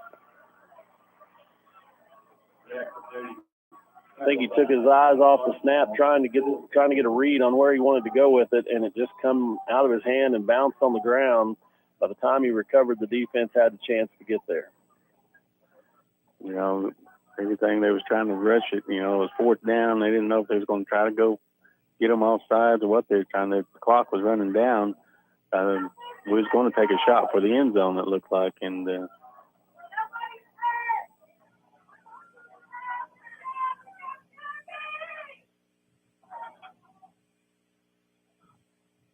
3 seconds to go, and we got Miners are in a prevent defense with three defenders way back. See if Huebner just tries to kneel this down, or if they want to actually take a shot here with 3 seconds left to play.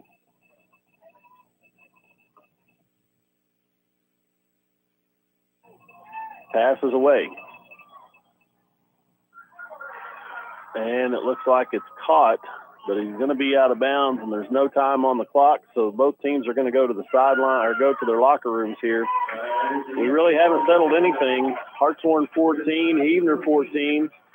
You're listening to Miner Football on Q Country Legends 105.9 and the new 92.3.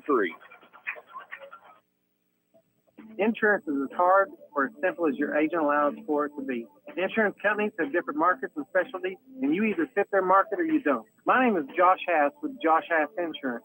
I could fill you full of statistics about why you need insurance or the benefits of the companies I represent, but I'm not going to.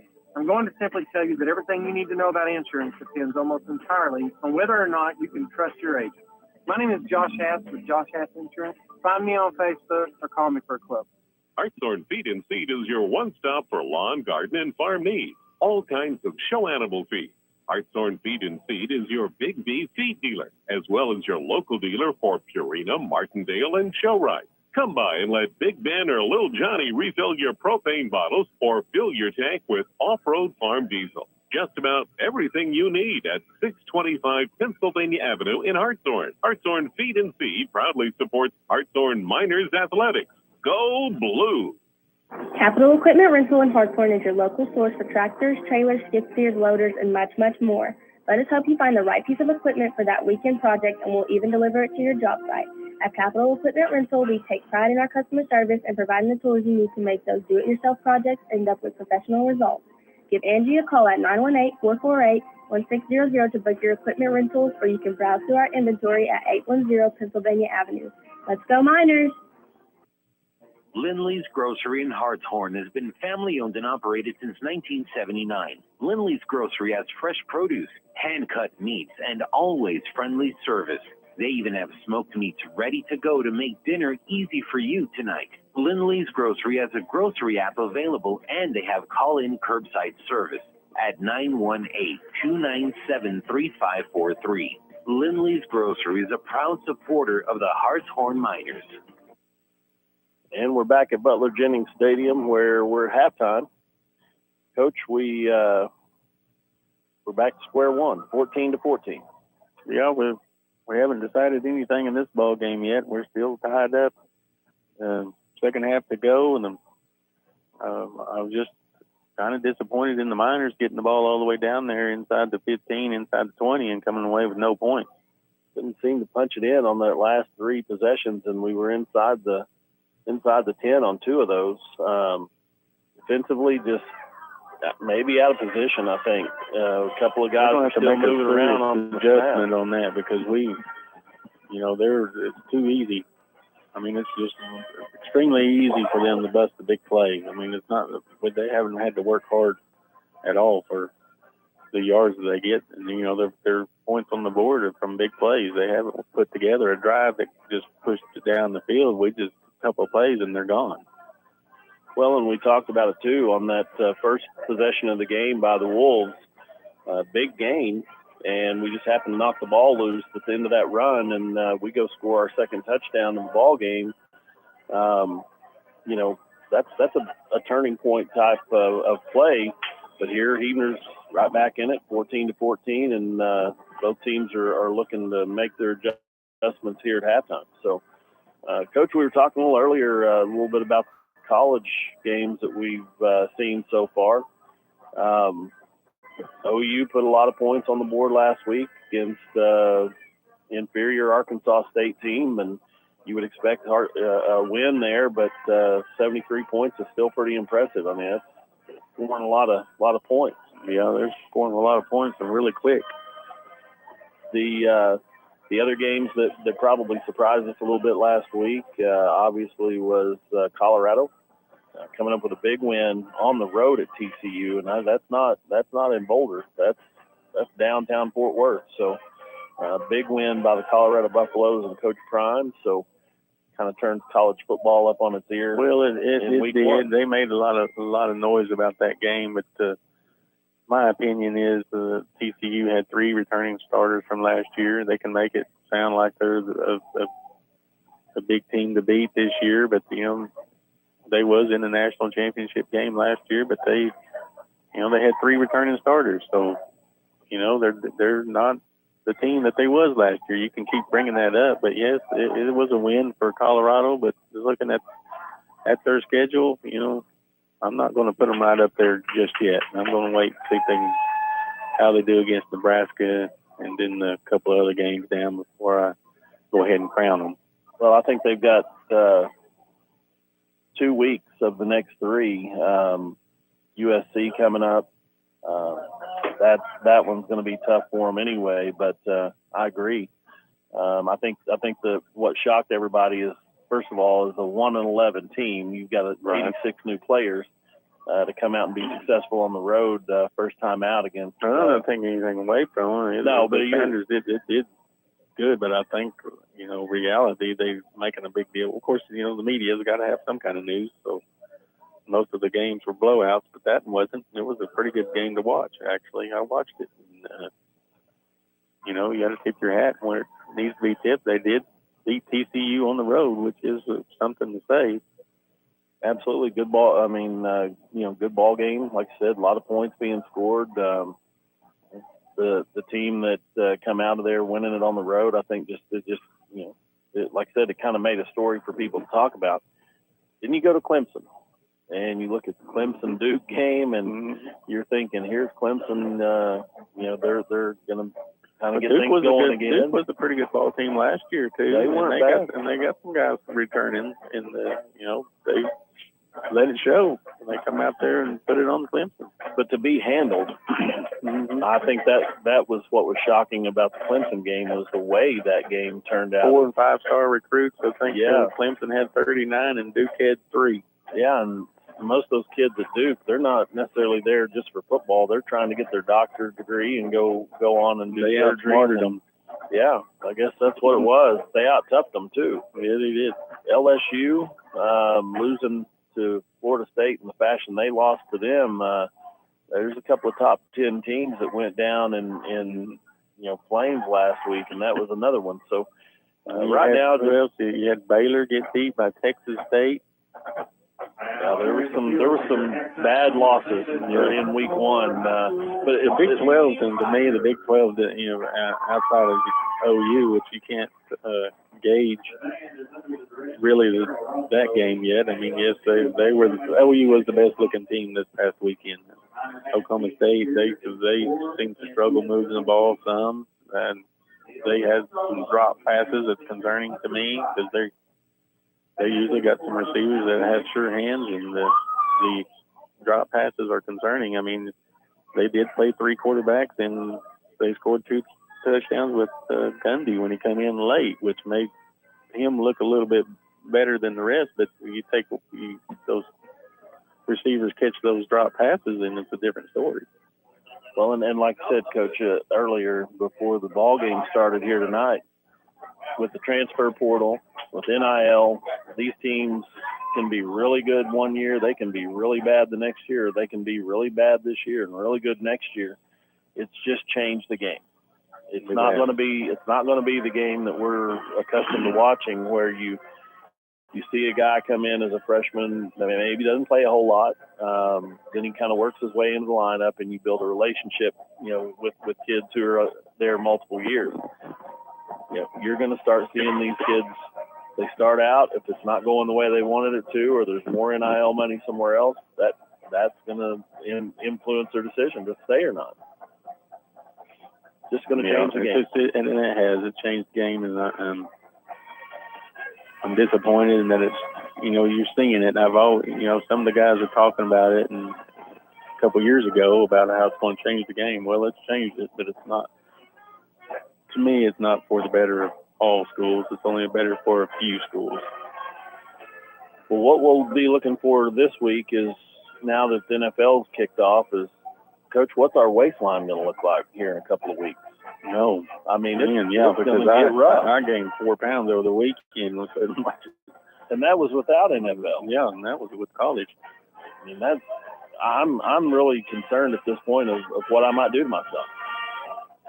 Well, we can only do what we can do, Nobody likes a quitter. No, we've done well keeping our weight up for all these years, and might as well keep going.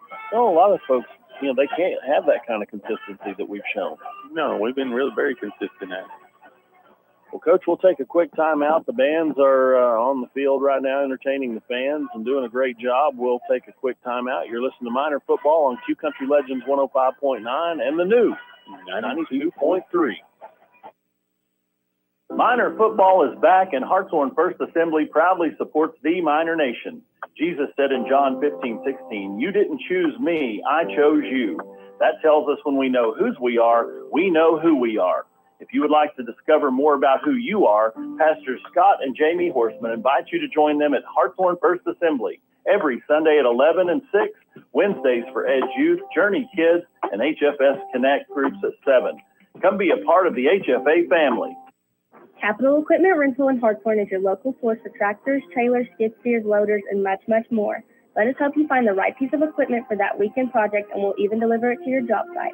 At Capital Equipment Rental, we take pride in our customer service and providing the tools you need to make those do-it-yourself projects end up with professional results. Give Angie a call at 918-448-1600 to book your equipment rentals, or you can browse through our inventory at 810 Pennsylvania Avenue. Let's go, Miners! A shield against the elements. Comfort in the midst of chaos. Shelter in the aftermath of destruction. For 75 years, Shelter Insurance has remained true to our promise to be there when you need us most. This is the heartbeat of our company, our why. Shelter Insurance.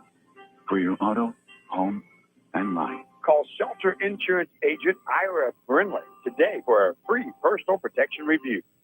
Lindley's Grocery in Hartshorne has been family-owned and operated since 1979. Lindley's Grocery has fresh produce, hand-cut meats, and always friendly service. They even have smoked meats ready to go to make dinner easy for you tonight. Lindley's Grocery has a grocery app available, and they have call-in curbside service at 918-297-3543. Lindley's Grocery is a proud supporter of the Hartshorne Miners. Cornerstone Baptist Church is a proud supporter of Hartshorne Public School and Miner football. Paul tells us in 2 Timothy 4:7, "I have fought the good fight, I have finished the race, I have kept the faith." Our athletic competitions, just like life itself, will present us with many obstacles each day. Let Pastor Clint Pope and the members of Cornerstone Baptist Church help you fight the good fight. Come see us on Old US 270 Highway, east of Hartshorne. God bless you, and good luck to our Hartshorne Miners. First National Bank and Trust Company of McAllister is here to help with all your banking needs. Call Jody Hash, your hometown banker, at 918-297-2511. You can also access our website at fnbmcallister.com, where you can view account balances, transfer funds, make payments, and apply for loans. Whatever your financial needs, Jody Hash and First National Bank of McAllister can help. Go Miners! First National Bank and Trust Company in McAllister, member FDIC, and equal housing lender. Little Miner Learning Center is located at 930 Pennsylvania Avenue in Hartshorne. We provide a loving, caring environment for children ages 6 weeks to 12 years. Cassie and Crystal are committed to making sure your little miner is ready to become a full-fledged Hartshorne miner and chase those championships. We accept DHS and Choctaw assistance, or we can discuss our private pay plan with you at 918-297-7606. Come down and check us out to see what the Little Miner difference is all about. Good luck to our former Little Miners, and go Blue! Cornerstone Baptist Church is a proud supporter of Hartshorne Public School and minor football. Paul tells us in 2 Timothy 4:7, I have fought the good fight, I have finished the race, I have kept the faith. Our athletic competitions, just like life itself, will present us with many obstacles each day. Let Pastor Clint Pope and the members of Cornerstone Baptist Church help you fight the good fight. Come see us on Old US 270 Highway, east of Hartshorne. God bless you, and good luck to our Hartshorne Miners. Fat Daddy's Barbecue and Steakhouse in Hartshorne has your game day covered. Whether you feel like taking on the 8 inches of beefy perfection of the Fat Daddy burger, or you want to tackle the 2 pounds of awesomeness in Grandma's French fries, we can make sure your gut's full for kickoff. You can't make it to the game? Come hang out with us and watch it on the big screen while you soak up the coldest, tallest draft in town. Fat Daddy's is your minor football headquarters. Call your order in at 918-297-4037 or come on down to 1018 Penn Avenue. Go Blue! Raw Trucking Construction is the only call you'll need to make when you've got a project that has to be done now and done right.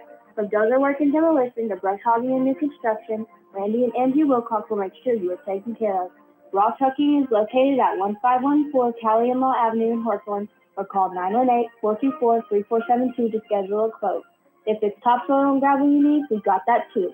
At Raw Trucking and Construction, just give us a call. We do it all. Proud supporters of HHS and the Miner Nation. At the gym in Hartshorne, you can melt away some of those extra football tailgating pounds before the holidays. Memberships are available, or you can pay as you go. But let's get you back in game day form. Call us at 918-297-3700, or just stop by and take a look at our selection of ellipticals, treadmills, free weights, and universal machines to pump you up. We're located at 1009 Pennsylvania Avenue. Let's go, Miner Nation. Well, we're back here at Butler Jennings Stadium, and Coach, there's a little bit of lightning off to the left or to the west here. Let's see if that's going to move out of here before the second half starts. Yeah, I believe it's on over there towards Kiowa. I don't think there's any immediate threat here, but nowadays you see it and they want to shut it down. Well, the storm cells that I'm seeing here on the radar are south of us and look like they're going to stay south of us. But it'll be the lightning that kind of decides whether or not we have another delay here, before we start the second half. The officials will make that decision. That's not a decision that we make from the school level. So hopefully this stuff will move out and it won't put these guys in a bad situation to have to delay it or play it with a chance that somebody could get injured. Well, first half, and Miners come out and looked pretty good on their first drive and scored. And then Evener busted a big play, and we were fortunate to pick up a fumble and take it down and score again, I believe, didn't we? We did. We scored on our first 2 possessions, yeah. And then we have seemed to have trouble. Well, we're not having trouble moving the ball. We're having trouble moving it once we get inside the 15, where you seem to go stagnant. I don't know if it's trying to get too cute with the play calls, or if we're trying to, I don't know. I don't have an answer for that, because we've had some success up the middle, but we've had some not so much success up the middle also. So. Well, we had a good balance going there early, and we were kind of playing off the last play. And the field kind of shrinks when you get down there close to the end zone. Yeah, and that's what I was going to say is I don't know that we have the beef to move those linemen when they're stacked in there, in a 7 or a 9-man box, because they don't have to worry about covering the deep ball anymore. Right. We just may not have enough of the potato salad we need to get things moving. Well, their line is a little bigger than us, and I would probably say they're a little stronger than us just from looking at them. But, we do well with what we got, with our linemen that we have. And, Heatner's got a lot of kids on their team, and they got some speed. We're going to have to figure out how to contain those big plays that they keep getting. Well, like we talked about, Coach, when you had Cody Sanders go down, and you got to start plugging and playing with guys who haven't played as much. I mean, they've played. Don't get me wrong, but you also got they haven't played as much. Camden Cantrell down also, which he got hurt before the first game. He hasn't yet to get to play, but he was one of the linemen that was. And you got John O'Kelly down. He was getting John's down tonight. A lot of playing time. So yeah, you start plugging and playing guys, and then you're going to have some misalignment, especially in week, in the third not ball that game. They don't know what's going on. They just get out of position. They just don't have the reps that the starters get. And, well, you get that call, and you have it lined up to it. You have to really pay attention in practice. You never know when your name's going to be called to go do something that maybe you didn't think you was ever going to be good. Well, I would like to see the second half, clean up a few of those things. You're getting more experience. That's one thing. So you're going to need that going into district play. But you still need to clean up some of that, even with guys who haven't played that much, because I don't think Savannah's going to care if we've got a few injuries. No, they're not going to care. They're still going to try to beat us. So you want to clean those things up, whether it's your starters or whether it's your backups. Next guy up, it doesn't matter. You got to get things to a point where you feel good that you can get lined up and be in the right position. And at that point, we got to go make plays. Got to make plays, and the Miners have been moving the ball fairly well. Just defensively, we have not really stopped them. Now we've stopped them and forced them into a fourth down a couple of times, but that's when the play caller for the Wolves has decided not to run that, whatever call you want to call that play, where they're pulling the guard and the tackle. And there's been a time or two where we've had our linebackers get off the block and get over there and get to them, but we're going to have to see what happens, what kind of adjustments we made, and see if we can get that stopped. Well, last year we got to the second half of this ball game, and it was a steady diet of that guard tackle play where they're pulling two linemen and bringing them, lead blockers for those running backs. And they haven't really had to use it a whole lot tonight. They have had some success with it, but if you start seeing that play after play after play, you're going to know they found something they like. So we'll kind of keep an eye on that. Hartshorne's going to set the ball down at the 40-yard line. Malachi's going to tee it up. Miners are going to be defending the north end zone. Heavner will be receiving in the south and traveling from left to right across your radio.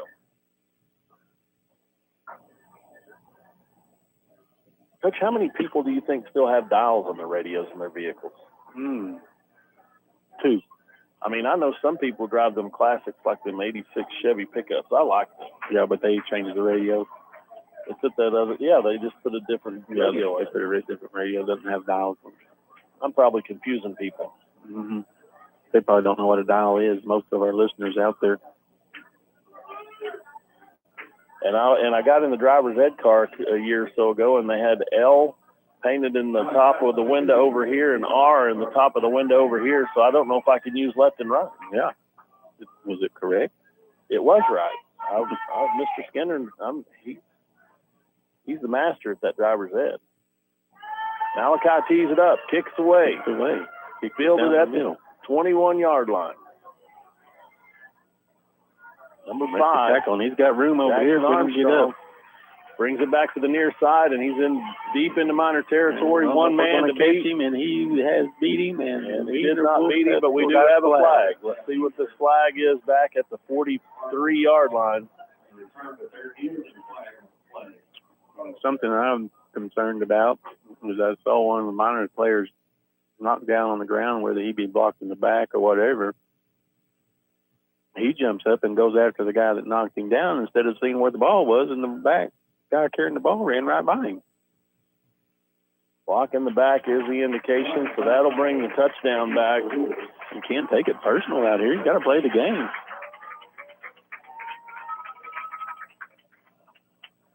That's the second time on a kickoff where the ball was brought with one side, reverse field, and big gain. Going to have to figure out on the kickoff what's causing us to have some problems over there.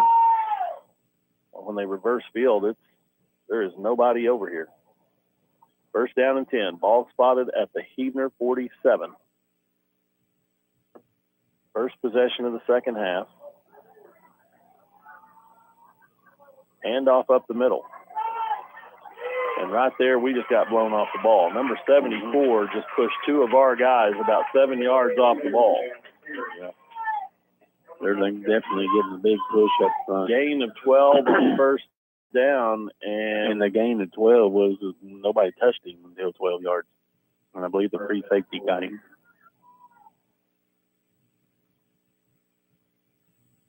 I don't know what they're doing.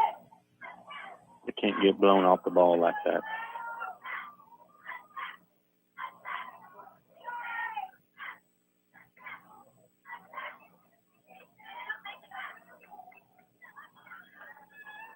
Ball's on the ground.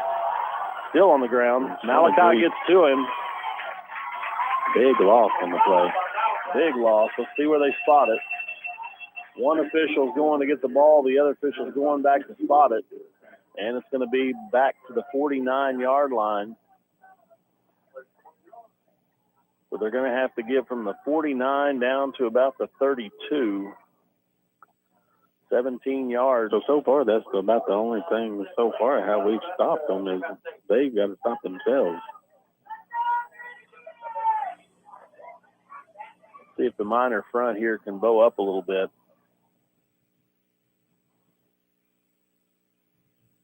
Takes the handoff. Quarterback keeps it up the middle. He breaks it to the outside. Now this still going. Aston had him in his grasp, but he wasn't able to get him down, and that's going to be a gain of about 11. Third down, and we'll call it 6.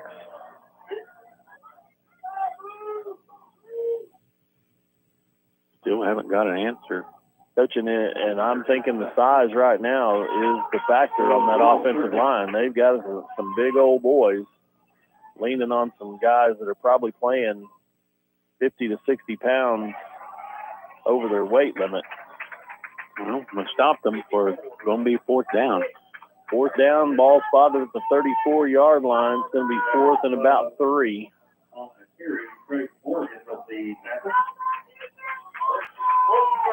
Grayson Morgan getting off the block and making his tackle.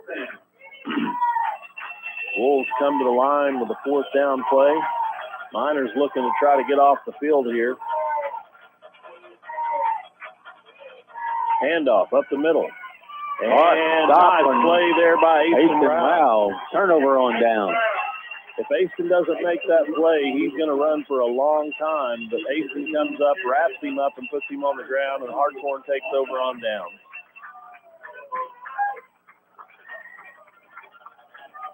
Why are they running away from it?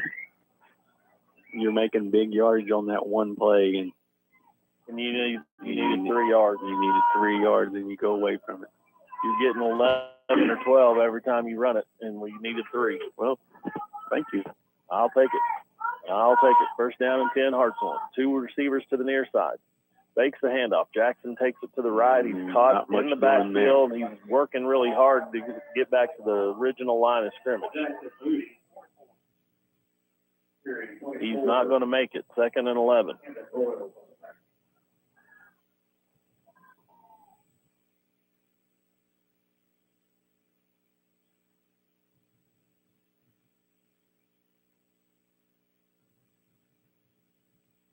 Jackson looks to the sideline, trying to get the signal here.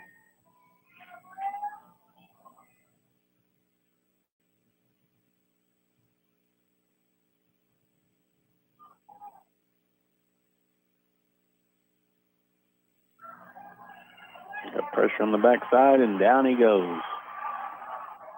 And the loss will take the ball back inside the 25 to the 24.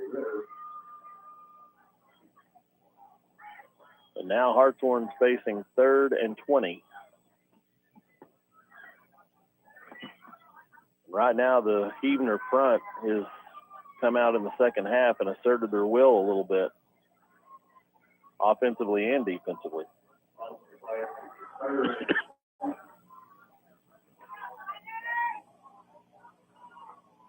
I think we've taken the play clock down to 15 seconds before we get the play in. Kelby in motion. Jackson drops back. Tunnel screen. Caught by Gus. He's across the sideline. He's got blockers.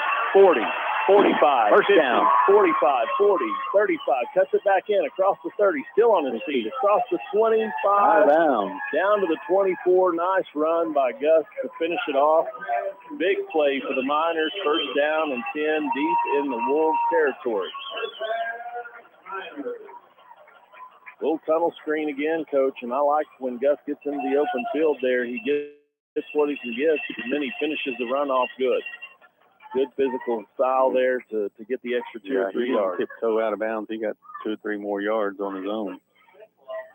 Ball spotted at the 25-yard line. First down and 10, Hartshorne.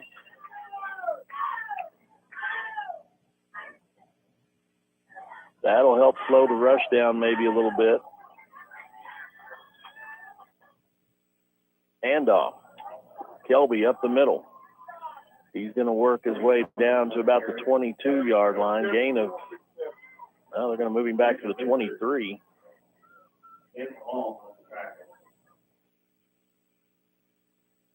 Gain of 2, 2nd and 8.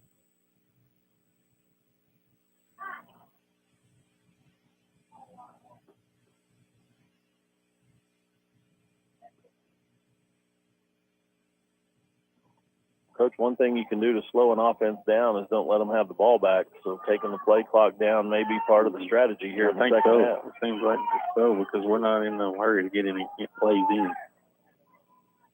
Jackson rolls to his right. He's looking, passes away, intended for Kelby, but it's incomplete. I think he might have had Carter Johnson for the first down, but he didn't see him. He had Kelby and a defender in his face there, so it's going to be 3rd and 8. And, Coach, it's a whole lot easier to see Carter Johnson from up here than it probably is from down there when you got all those bodies between you and him. Yeah, big bodies chasing you.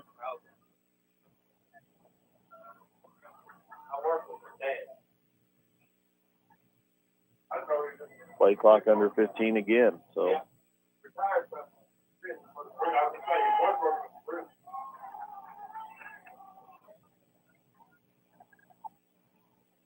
Red in motion across the formation. Hand off to Kelby up the middle. He's got a hole, but he's not going to have the first down, I don't believe. Going to be short. Be close, though. Looks like it's going to be 4th and about 2. But it's manageable. Inside the 20 again. Bringing up 4th down.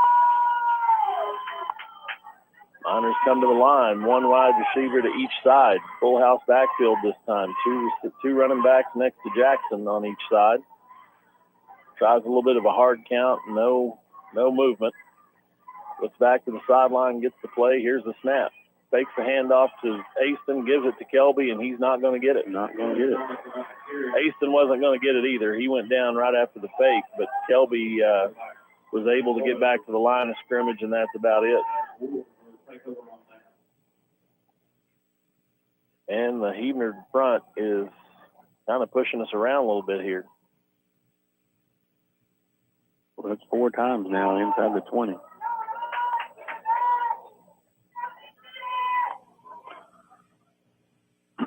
Miners are going to have to kind of fight through this here and find a way maybe to use that size against them. Quarterback handoff on the sweep. He's got the corner. He's outside. Pursuit's there, but he's going to have 8 on first down. Did a pretty good job that time of stringing it out that time and making him cut back up inside where your help's at. But still, he still gained 8. There's a lot. He went to the wide side of the field, and we're getting pushed off the ball so far we can't get to him. Coach, I know we've been saying this for a couple of years, but, I mean, we just give up a lot of size to some of these teams.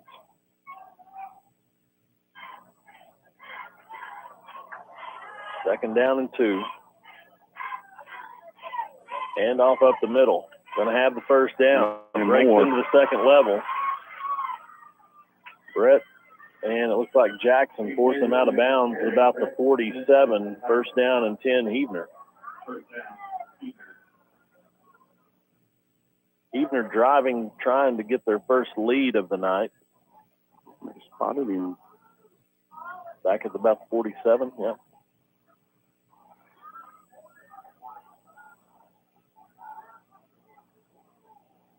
First down and 10. False start is the indication here. It's going to be first and 15. Laundry on the turf.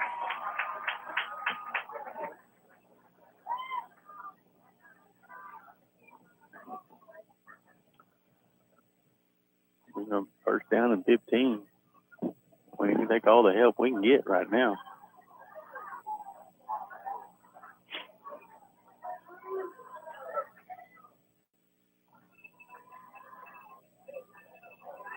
Takes the handoff. Quarterback keeps it to the left. He's going to have the first down.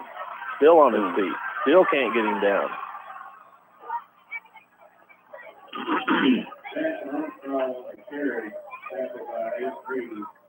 The Miners had him stacked up. He wasn't going to have the first down, but he kept his legs churning, and he was able to drag the pile, get it across the 35 to the 34. First down and 10 for the Wolves.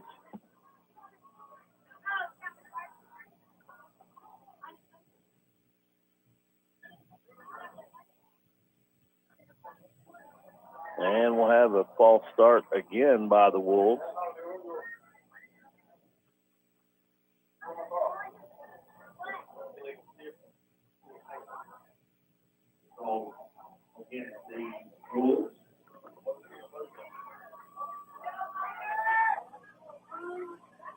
First down and 15 coming up here for Huebner.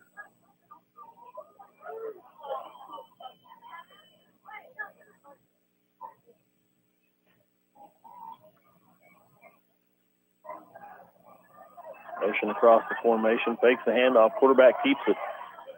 Miners do a good job of gang tackling there after a gain of 1. That's the kind of effort it's going to take right there on every single play. That's the play that they've been busting big plays on. It's either the quarterback keeps it or he hands it off, and that time the quarterback chose to keep it, and Miners stopped him for short gain.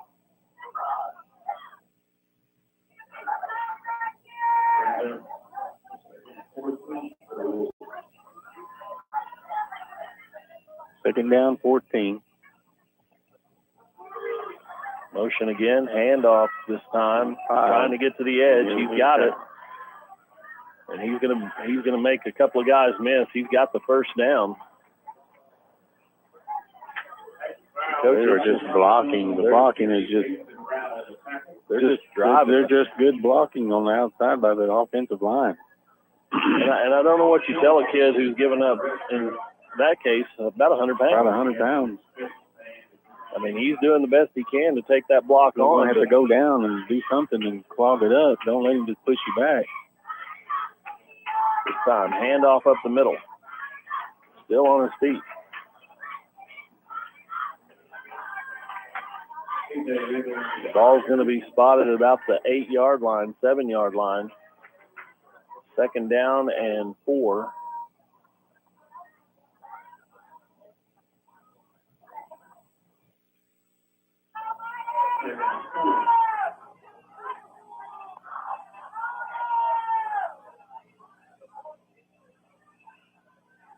Takes the handoff. Quarterback keeps it. Goes left. He's going to be in for the score.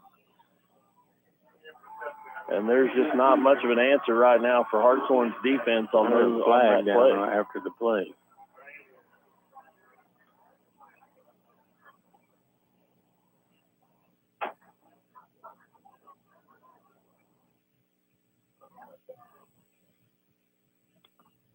Miners need to hold them here to keep the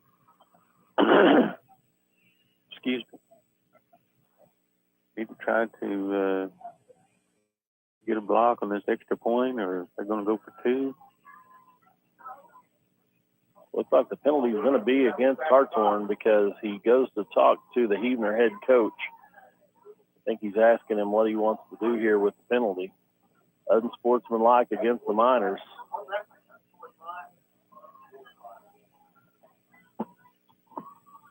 So now the extra point can be from the 1.5 yard line if they choose. I think he'll probably... they're going to go ahead and take the traditional extra point and try to kick it through. Throwing the wave on to try the extra point.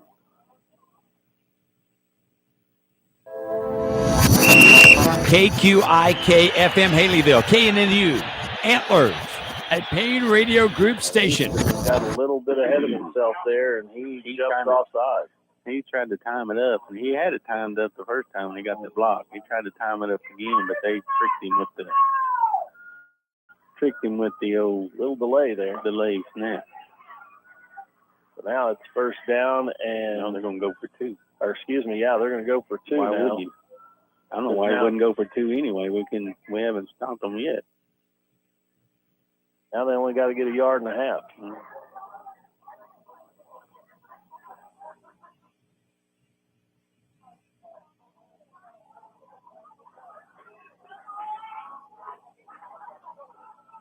Well, they don't even have their regular quarterback in the game this time.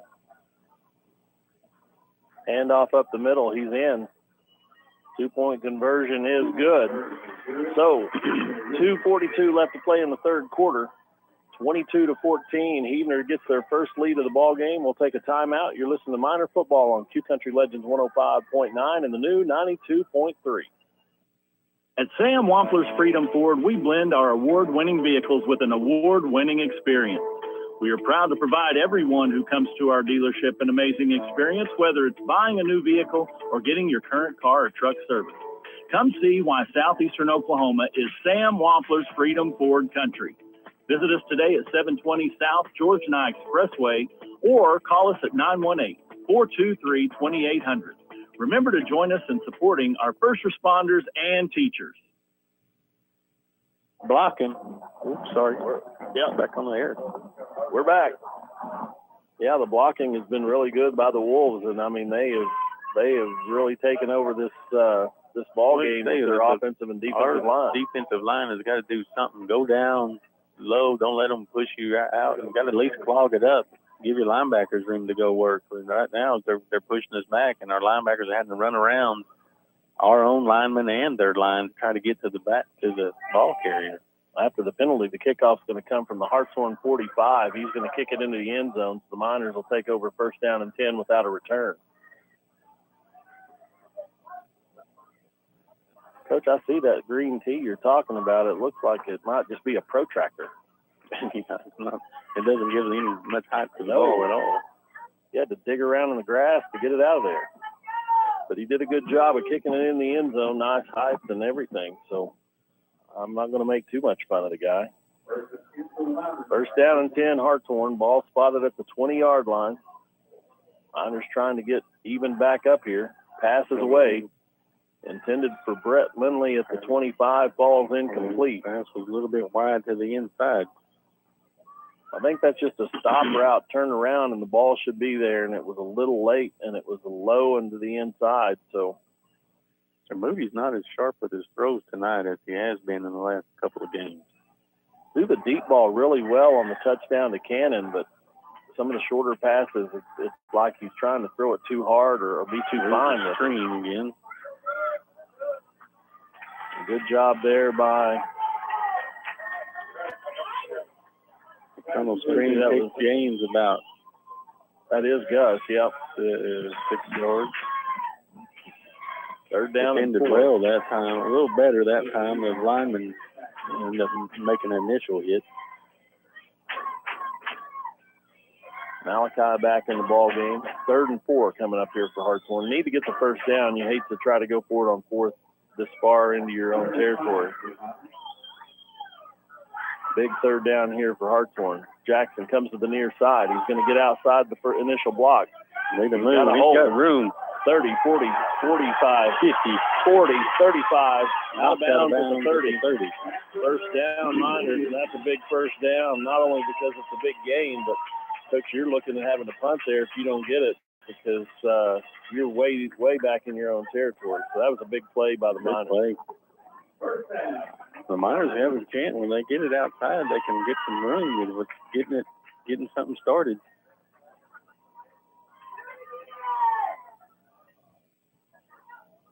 First down and 10, Hartshorne. Ball spotted at the 29-yard line.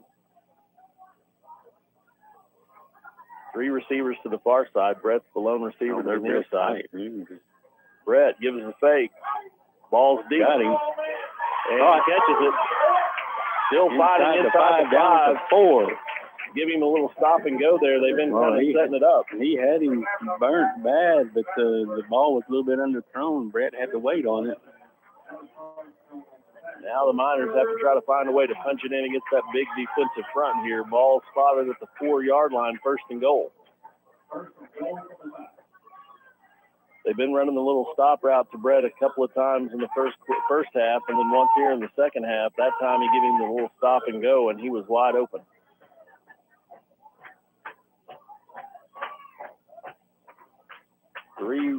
Two backs next to Jackson, one on each side. Fakes the hands it to Kelby. Kelby stays on his feet. He's in for the touchdown. And we got the signal. Touchdown, Hartshorne. Big 2-point conversion to get this thing tied back up.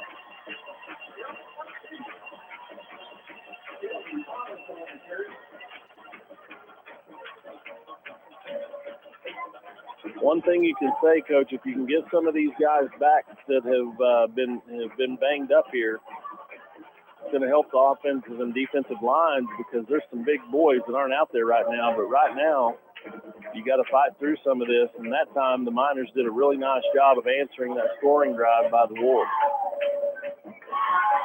They can pick up this extra point. Jackson looks to the near side, passes away. Cannon catches it. He's hit. Stays on his feet, but it's not going to happen. So the 2-point conversion is no good, and Huebner still has a 2-point lead. Wolves 22, Miners 20. We'll take a quick timeout. You're listening to Miner Football on Q Country Legends 105.9 and the new 92.3. Fat Daddy's Barbecue and Steakhouse in Hartshorne has your game day covered. Whether you feel like taking on the 8 inches of beefy perfection of the Fat Daddy burger, or you want to tackle the 2 pounds of awesomeness in Grandma's French fries, we can make sure your gut's full for kickoff. You can't make it to the game? Come hang out with us and watch it on the big screen while you soak up the coldest, tallest draft in town. Fat Daddy's is your Miner football headquarters. Call your order in at 918-297-4037 or come on down to 1018 Penn Avenue. Go Blue! All right, we're back here where Hartshorne has answered the Huebner score with one of their own. Right now, the difference in this ball game is a 2-point conversion by the Wolves and the failed 2-point conversion by the Miners on their last score. So the Wolves have the 2-point lead. Hartshorne kicking off here with about 1:04 left to play in the third quarter. And keep in mind, the Wolves was going to go for 1, and then the Miners got a penalty, and it scooted it up closer, and they decided to go for 2. Malachi tries the onside kick. They got you can't touch it, guys. Can't touch it. He didn't get it clean, and I think they were waiting, hoping it would go 10 yards, but they got a little impatient, and they dove on it at about the 9-yard mark. Wolves are going to. And I don't know that he was trying to do the onside. I think he kind of got it on the side of his foot.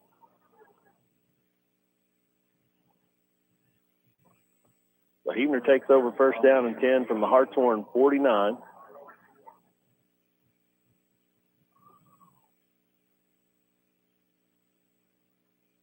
I think Malachi just might have missed it a little bit, and that's what happens. So if your guys aren't necessarily ready for the onside kick, they really don't know what to do with it, especially when it's... I don't think it was even going to make it 10 yards. It was going to be close because it was starting to spin and not roll, so... You just gave yourself a shorter field to defend, what you did, so maybe we can... Well, let's see what the Miner defense does with this possession here.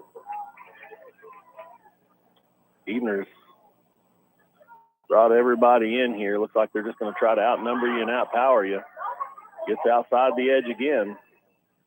Gain of 8 or 9 on first down. Coach, I don't know that I'd do anything different. They're packing everybody in there tight. It's just a race to the corner. When you start cheating out to take away the corner, that's when the quarterback keeps it and busts it up the middle. And I also saw some linebackers not giving it all 100% throughout the whole play, and that's really disappointing to watch. They're going to have to stay hooked here. I know it wears on you having to take those linemen on play after play after play.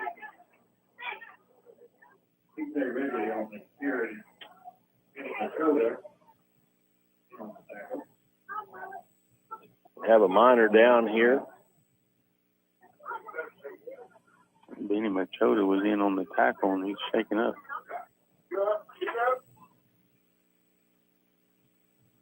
He's up trying to walk it off. Like he might have got a helmet on the knee there. He was a little mad there at first, and I think he's starting to get it walked off now.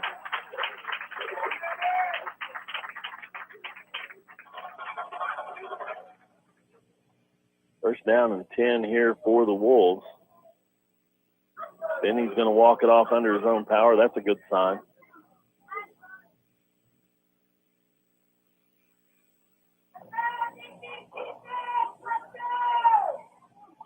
.47 seconds to go in the third quarter.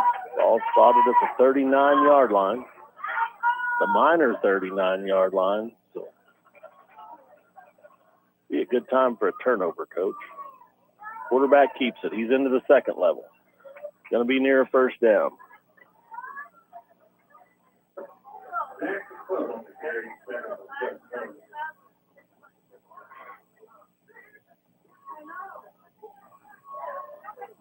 Going to call it about a half yard short.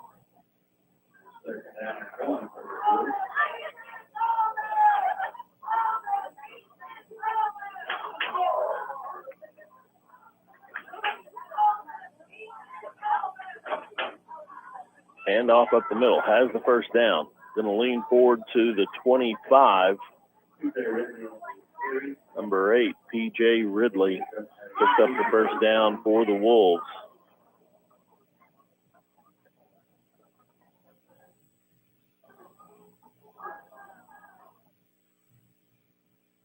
And I think they're going to let it go to the fourth quarter. So we've played 3.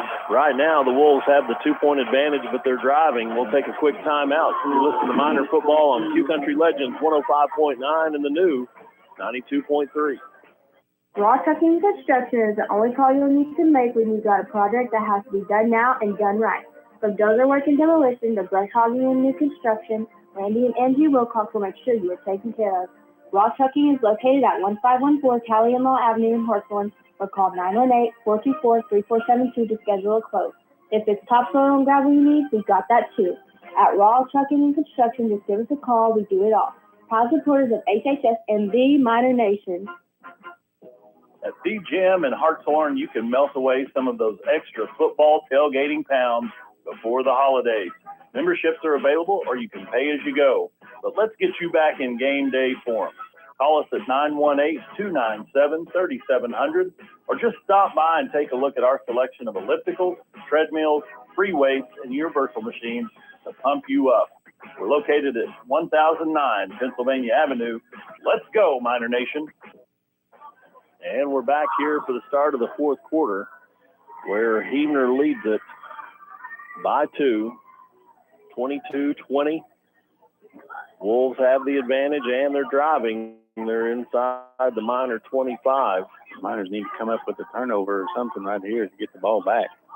It is turnover time here at Butler Jennings Stadium. Let's see if the Minor defense can make this happen on 1st and 10.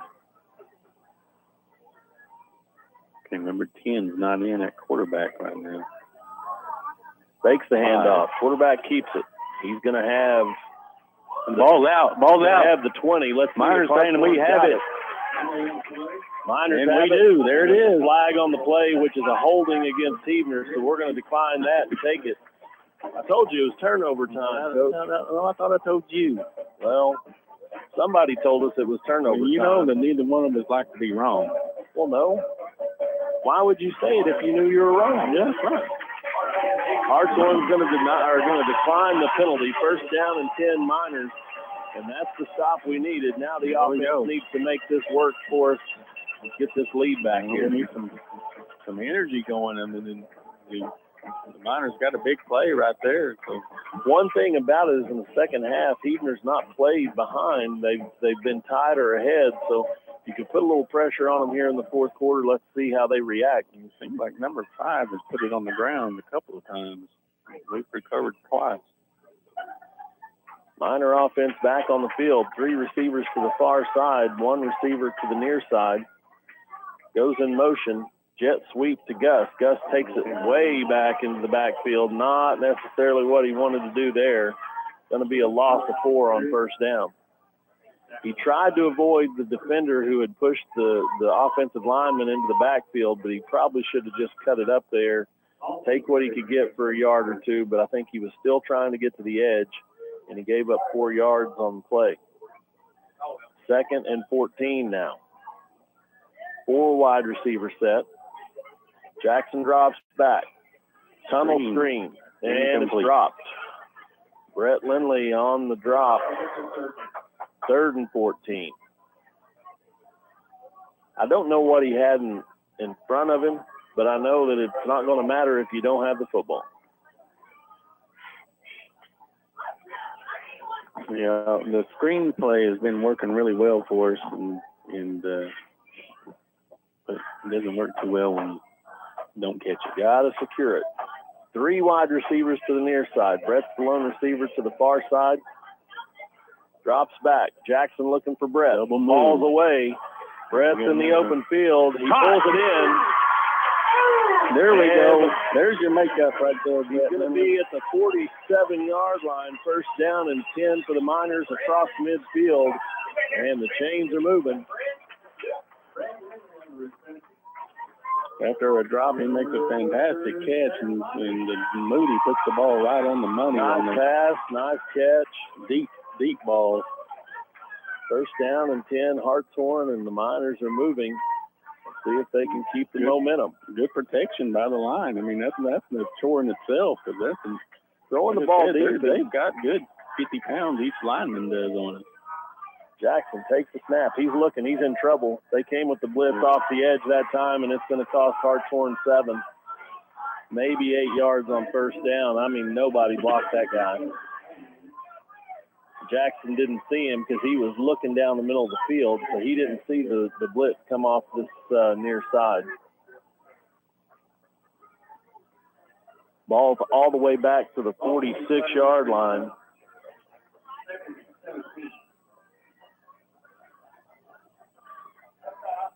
Three wide receivers to the near side, 1 wide receiver to the far side. Pass is thrown out to Gus. Gus makes a guy miss. He's got a little momentum. Let's see if he can get to the sideline. Going to get back to the original line of scrimmage, maybe a yard short.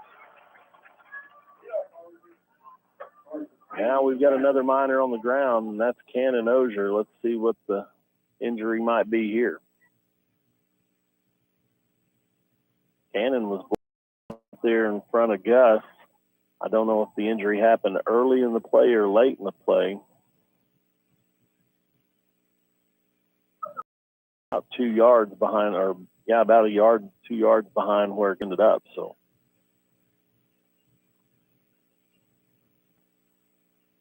looking at his shoulder here, maybe he's got a little stinger. If you're the Hartshorne defense, stinger sure is a lot better than anything else it could be. If you're Cannon, they still don't feel real good. He's up, bounces off. That looks like that might have been what. We'll hope that's what it is. 3rd down, and we'll call it 11 for the Miners.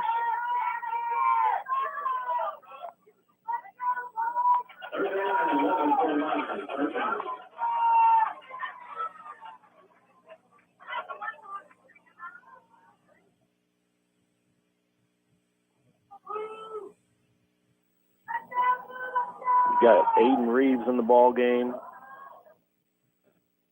Carter Johnson. 4 wide receiver set here. Kelby's the running back with Jackson on 3rd and 11. Gus in motion, fakes the handoff to him, gives it to Kelby up the middle. He's going to have the first down. Makes a move. He's off the races. He needs a block. He got one block. Spins out of it, and he's down. First down and 10, Hartshorne inside the 20. He needed one more blocker out there. Brett was able to get a piece of the guy that ended up making the tackle, but there was another one in the mix. So one more blocker, and I think Kelby would have been going to the house. But we'll take the first down. Ball spotted at the 16-yard line. Big hole opened up the middle by the interior line. Jackson drops back, passes away. Caught by Brett, makes the move. He's towards the outside. He's going to be close to the first down. Let's see where they mark him.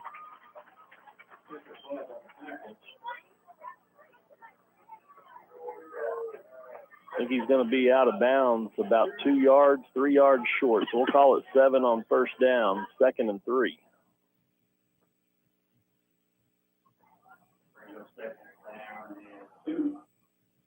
.10:02 left to play in the ball game. Aston Rowell comes in for Kelby. Undergooey checked into the game. Looking for a tight end pass right here. Jackson rolls. He's looking. Ball's away. Just out of Gus's reach in the end zone, but we have a flag on the play, and I think we're going to call a holding on Malachi there. I don't know that it was holding, but that's what he's going to call. Malachi was trying really hard to stay between the defender and the quarterback. He's got a tall pass over there with that defensive end that he's trying to block over there. And Malachi is a good-looking kid. If you haven't walked around just up next to him, he's a good-looking kid, and he's giving up 50 pounds to that guy. He's a sophomore, too. Yes. 2nd down and 12 now.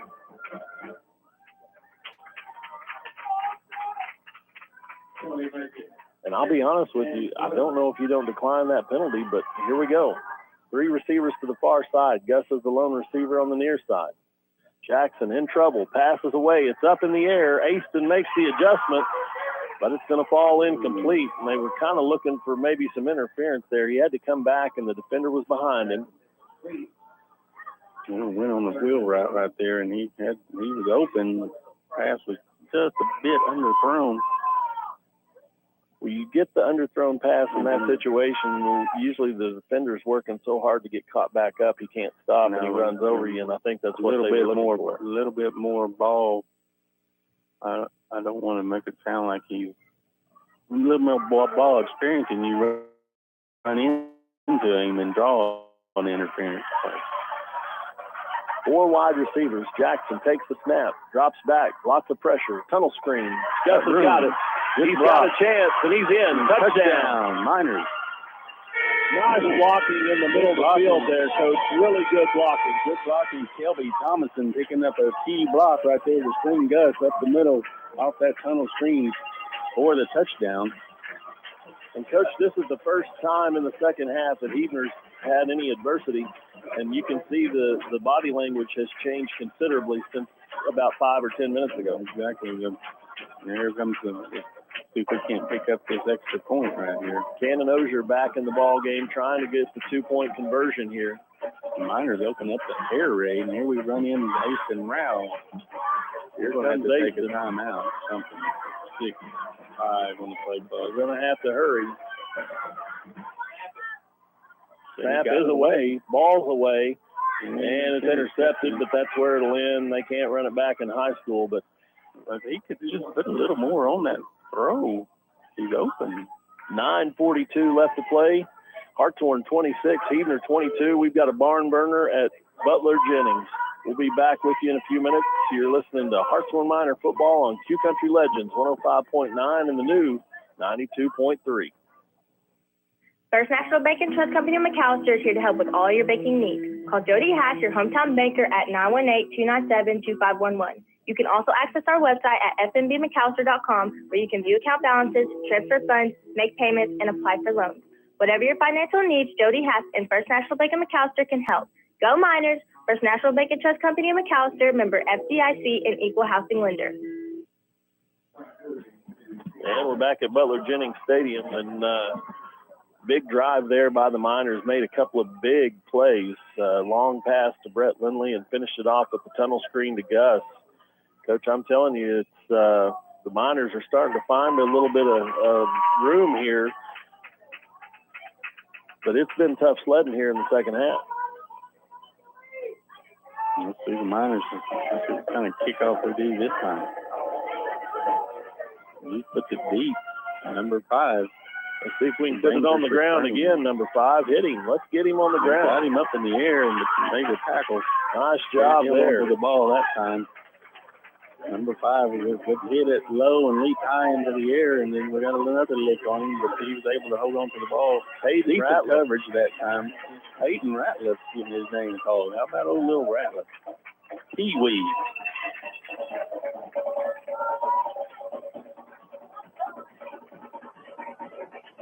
The Miners are sensing come to the line with a little more enthusiasm this time. He bounces it outside. Got him held up. Got him held up for minimal gain. Now the Miners are starting to gang tackle here a little bit, Coach, and that's something we didn't see early in the third quarter. Gain was about 3 on the play. 3 is better than 33. Again, they're getting a good push still, some of them, but we got off some blocks that time. But they're not going to be able to stand straight up with them. You're going to have to get really low and get under them and get by that block.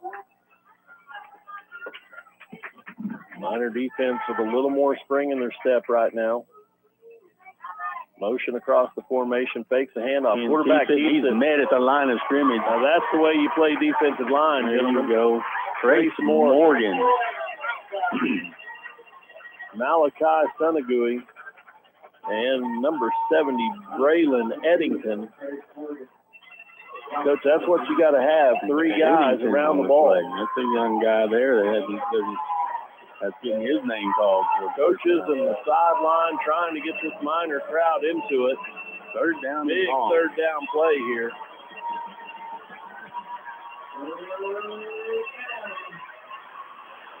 Snap, handoff up the middle, but we have a whistle. Let's see what we got here. I think the Miners had that play sniffed out. What do they call them? Lining up. They're going to call us offsides for lining up in the neutral zone. Dadgummit.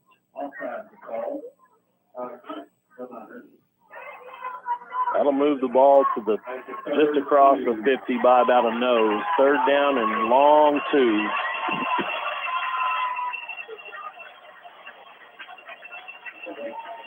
Miner Nation, they're calling on you here. Let's see what happens on this 3rd and 2 play.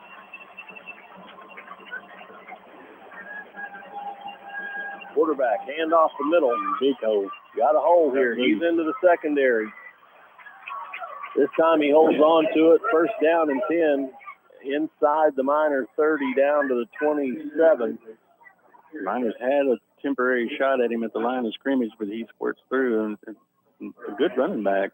You can't let him get that head of steam going. It's hard to bring him down. Second level, it's hard for us to catch up.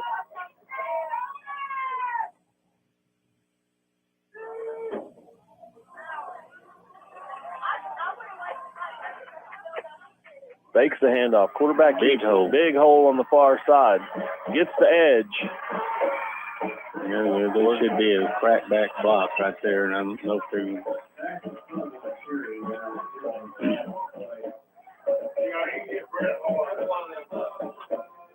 And we have another Miner down. Looks like Brett Lindley is on his back right now, and that's where the penalty is. I think it's where it's going to come from with a crackback block. Which is illegal, and we do have a flag down on the play.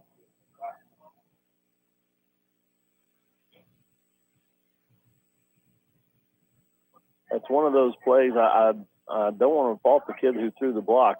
It started inside, and Brett came to the inside. When the guy pops it to the outside, Brett's just kind of there, vulnerable, and he blocked him.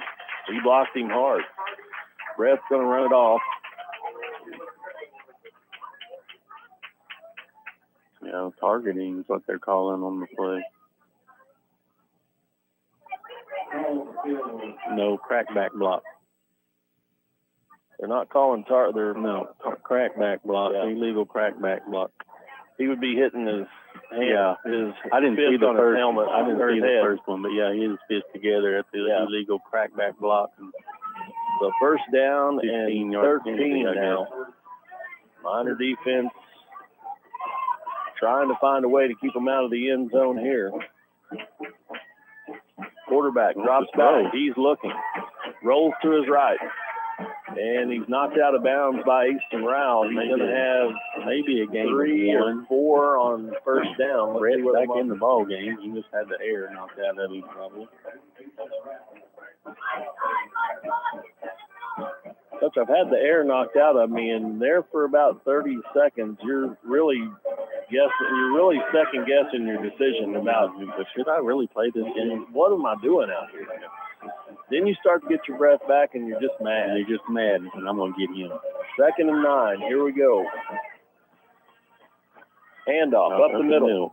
Miners do a good job of swarming, but they don't get him on the ground. They won't get him down.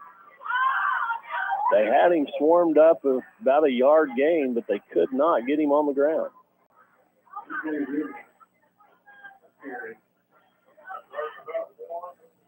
Third down and 1 here. Ball spotted at the 19-yard line. 6:26, clock's running with the fourth quarter winding down. Miners clinging to a 4-point lead.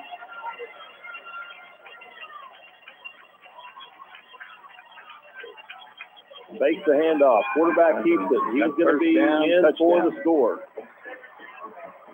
And, Coach, that is just a tough play for us to defend after they've hit you in the middle a couple of times.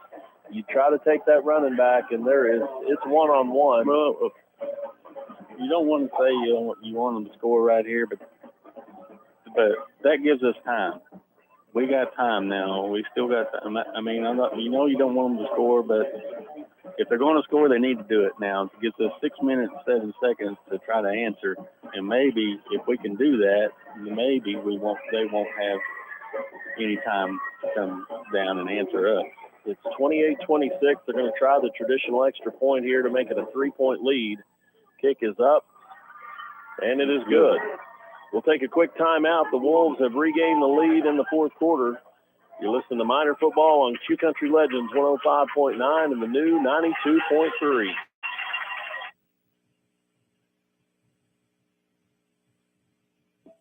Insurance is as hard or as simple as your agent allows for it to be. Insurance companies have different markets and specialties, and you either fit their market or you don't. My name is Josh Hass with Josh Hass Insurance. I could fill you full of statistics about why you need insurance or the benefits of the companies I represent, but I'm not going to. I'm going to simply tell you that everything you need to know about insurance depends almost entirely on whether or not you can trust your agent. My name is Josh Hass with Josh Hass Insurance. Find me on Facebook or call me for a quote. The Wolves are making their way back out onto the field for this kickoff. Hartshorne will be moving from left to right across your radio, and they are trailing by 3 with 6 minutes and 7 seconds left to play in this ball game. If you didn't make it to Butler Jennings Stadium tonight, you've missed a good one.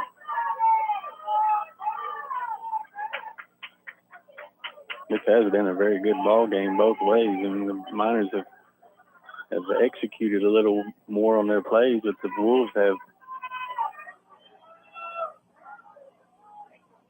Low kick across the ground. It's laid on by Brett Lindley at the 36. And I don't know if he thought he was supposed to lay on it there because he could have probably fielded it and got 5 or 6 yards before the defenders got there, but I'm not sure that he might not have wanted to make a mistake. I was going to say, sometimes, though, you don't want to. Not sure he was. Are you ready for some serious football? Continue that ball and giving it back to the Wolves. So it's one thing to take a rear end chewing from Coach Bear, Coach Williams, but the brother's over there ready to call his offense, and you turn it back over. That's going to be a tough conversation. First down and 10, and we have a false start. Miners are going to be first down and 15. Got to get our focus back here. Give Heavner credit. First adversity they'd faced in the second half, and they answered with a touchdown. Some of them new linemen they got in there getting a little antsy.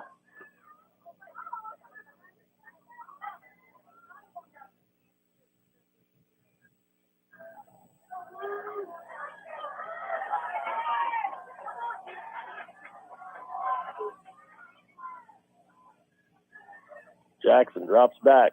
Pressure. Ball's away. It's knocked down. It was intended for Brett Lindley, but it was knocked down by number 57. Screen pass that time, the wide receiver screen pass. And Jaden Long is going to be sitting in the film on Monday, and he's probably going to get a little talking to by his teammates, because if he picks that, there is nobody in front of him. And he kind of knocked it down like he just didn't want somebody to catch it. He could have caught that. Second down and 15. Pass is away. Ball's in the air.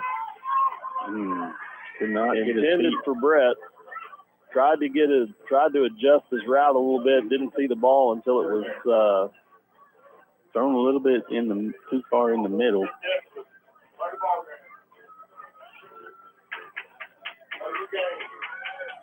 Carter Johnson was also over there. I don't think it was intended for Carter. He pulled up on his route. Now he's coming out of the ball game. I think he may be cramping up. Aiden Reeves is back in. Third down and 15 coming up for the Miners. Let's see what they try here. 4 wide receiver set. Jackson drops back. Lots of pressure. Screen is away. It's caught, but he's brought down immediately. Pass was. They're waiting on the screen now, because that's the only play that we've had success with, that and the deep ball. Well, now the Miners deep in their own territory with 4th and 15. Really have to try to get the punt off here and force Heebner. Well, they're going to have to try to force Heebner into Heebner's going. We haven't done a very good job of stopping them, but you got 4th and that long, it's hard to.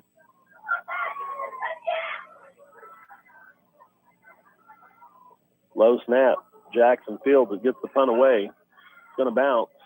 See if he tries to play it. He runs away from it at the 41, and that's where Heebner will take over first down and 10. Ball spotted at their own 41-yard line, and we're under 6 minutes. We have 5:07 left to play in the ball game. Hartshorne's going to have to get the ball back here defensively with some stops.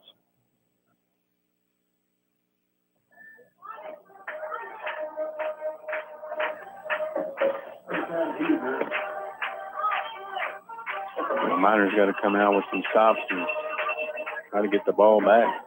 Can't give up those big first down plays. Play the pass play right here, because they're more than likely going to run it. Handoff comes to the near side. Good block. Convoy. Gonna have to get him down, guys. That's inside the 15. And Coach, like you said, they're bringing 2 big linemen, and they are just swabbing that hole, and there is nobody over there.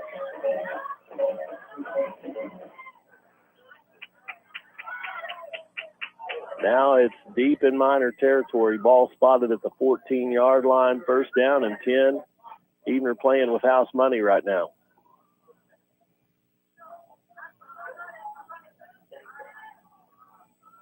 Dare I say it's time for a turnover.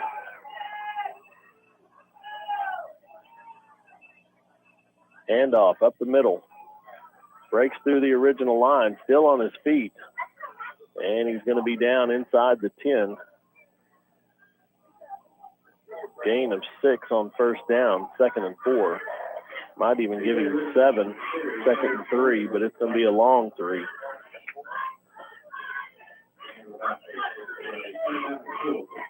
And Coach, this makes it a 2-score game, whether they get the extra point or not, if they're able to punch the touchdown in here. If you're Hartshorne, you got to get them up with you're thinking force them into a 4th down and maybe get a turnover on downs or a possible field goal try. But you can't let them in the end zone. Handoff up the middle. He's going to be close to the first down. Let's see where they mark it. It's going to be 3rd and 1. 3rd down and 1. And the clock is in Heavener's favor here. They're just looking first down, lets them take it under 3, no problem. Maybe even under 2. Touchdown. 3rd down and 1. Ball spotted at the Minor 5. Handoff up the middle. Gonna have the first down. He's down at the 1, but it's 1st and goal.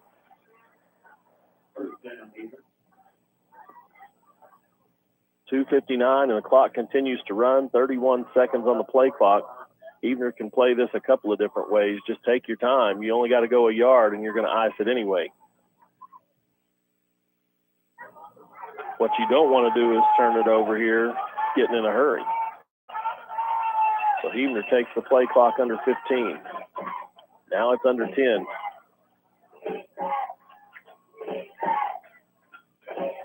Handoff up the middle. And he's in for the score.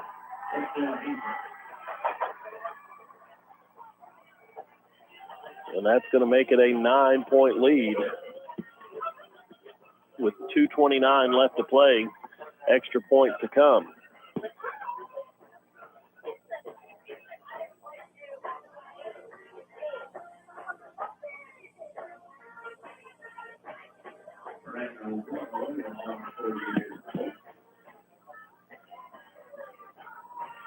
Villanueva on to try this extra point here. Snaps back, it's down, kick is up, and it is good. So the 10-point lead is going to force Hartshorne to score twice. We'll take a quick timeout. You're listening to Minor Football on Q Country Legends 105.9 and the new 92.3. Hartshorne Feed and Seed is your one-stop for lawn, garden, and farm needs. All kinds of show animal feed. Hartshorne Feed and Seed is your Big V feed dealer, as well as your local dealer for Purina, Martindale, and Showrite. Come by and let Big Ben or Little Johnny refill your propane bottles or fill your tank with off-road farm diesel. Just about everything you need at 625 Pennsylvania Avenue in Hartshorne. Hartshorne Feed and Seed proudly supports Hartshorne Miners Athletics. Go Blue! And we're back at Butler Jennings Stadium where Hartshorne now trails by 10.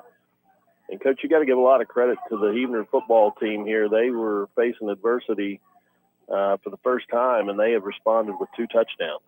Yeah, we yet to stop them. The Miners, they got a couple of plays that they run, and that's the only play that they've needed to run all night long, and we have yet to figure out how to get that stopped.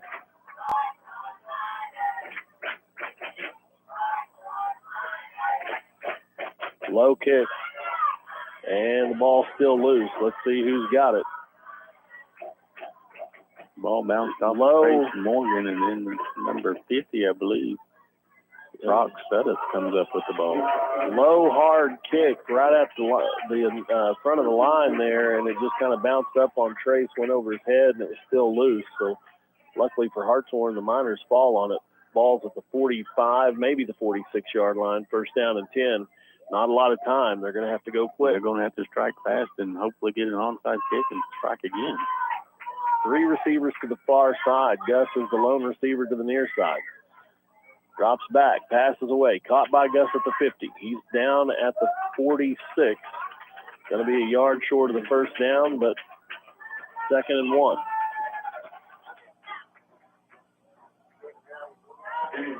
Three receivers to the far side. Gus to the near side. Kelby is the running back with Jackson. Jackson drops back. He's looking for Gus. Passes away. It's going to be incomplete. That'll stop the clock. 3rd down and 1. 2:03 left to play. And, Coach, what you're trying to get out of this right now is you want the kids to execute in this situation because it's 10 points tonight. It could be 5 points down the road. And you need to be able to run a 2-minute offense here.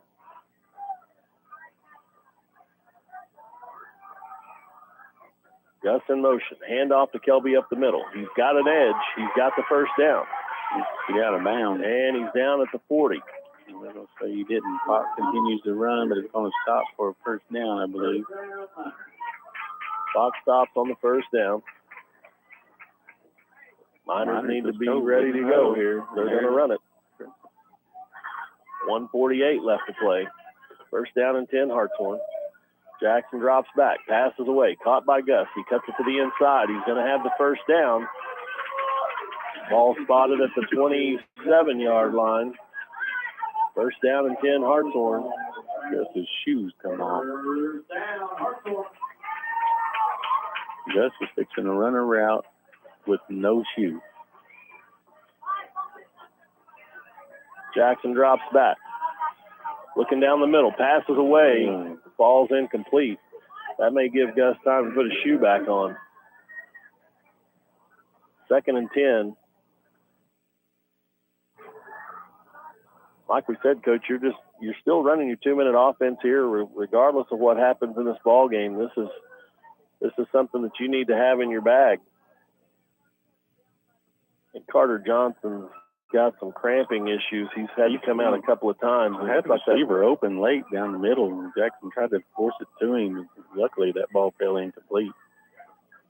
Jackson drops back, passes away, over the middle of the field. It's intercepted.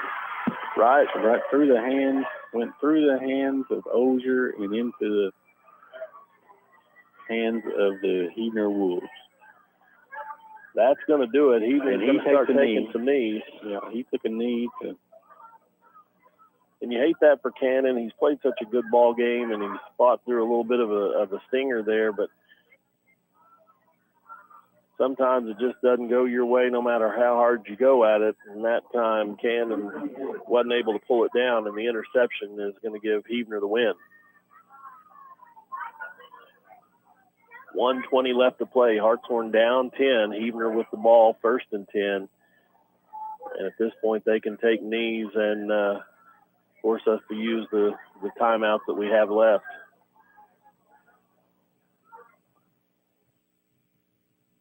Handoff. Hartshorne tackling the football, but it doesn't come loose this time.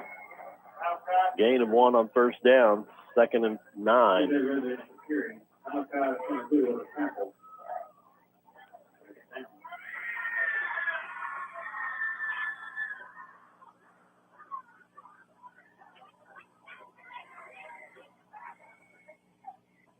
Play clock under 20. 50 seconds left. Running.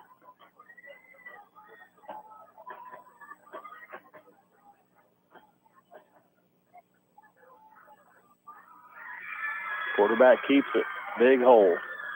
Closes it down. Aston does a nice job coming and closing that hole off, but gain of 2 is going to make it 3rd down and 7.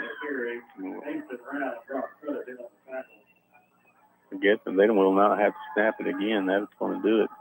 Unless Hartshorne decides to call a timeout, down 2 scores, that should do it. We're under 20 seconds, and there's 22 on the play clock. Both teams are starting to make their way to the sideline, and Heidner's going to get out of here tonight with a 10-point win. We're going to take a quick timeout. You've been listening to Hartshorne Miner football on Q Country Legends 105.9 and the new 92.3. We'll be back at Butler Jennings Stadium to wrap this one up. Miner football is back, and Hartshorne First Assembly proudly supports the Miner Nation. Jesus said in John 15:16, "You didn't choose me, I chose you." That tells us when we know whose we are, we know who we are.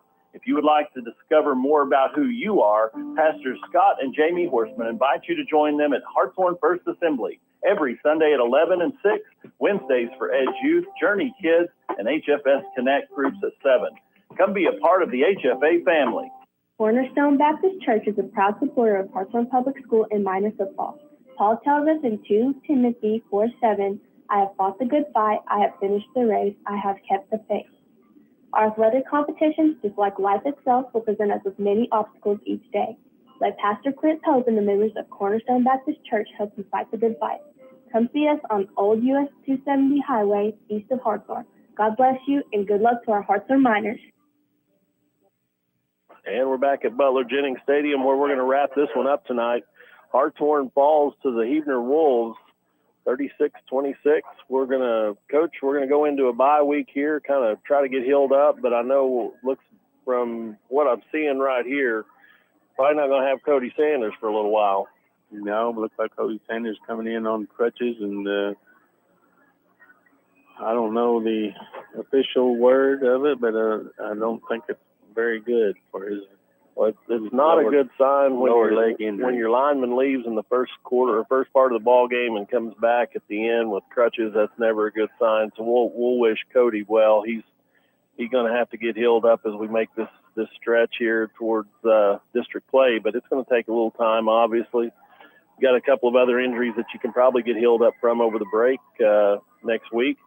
But there were some good things you saw tonight. Kids got down, they fought back, they got the lead.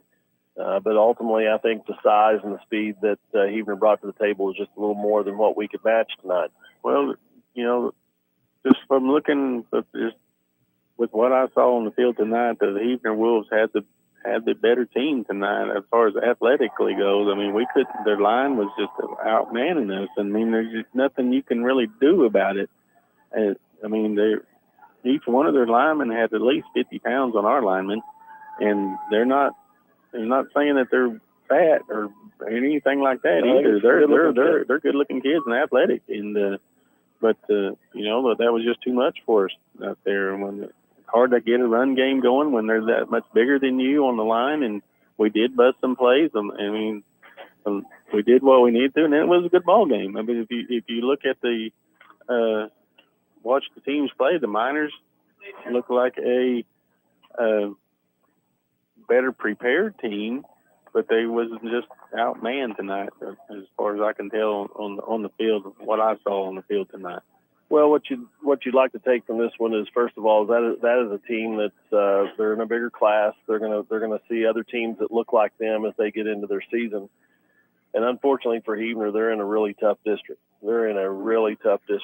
But because of their size and their speed, they're going to be competitive in a lot of those ball games. And if they go their way, they'll be in the playoffs. Hartshorne, on the other hand, Henrietta, 2A school. You're seeing a 2A school here tonight with Huebner. We're gonna kind of get back into teams that are going to look more like us, as we go forward. The Stroud's going to be really good. You got Allen, you got several of those teams on the schedule that were tough games last year making the playoffs.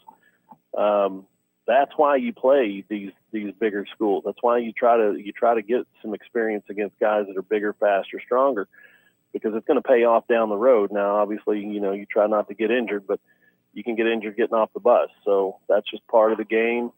You tip your hat to those guys that are going to have to get healthy now, and that's just part of playing football. But right now, you can come out here tonight with at least the fact that you got down, you fought back in, got the lead, you just couldn't finish it off. You was in position to win a game against a team that was physically bigger than you and faster than you in every aspect of the game, but you was in the game and you was there to win it.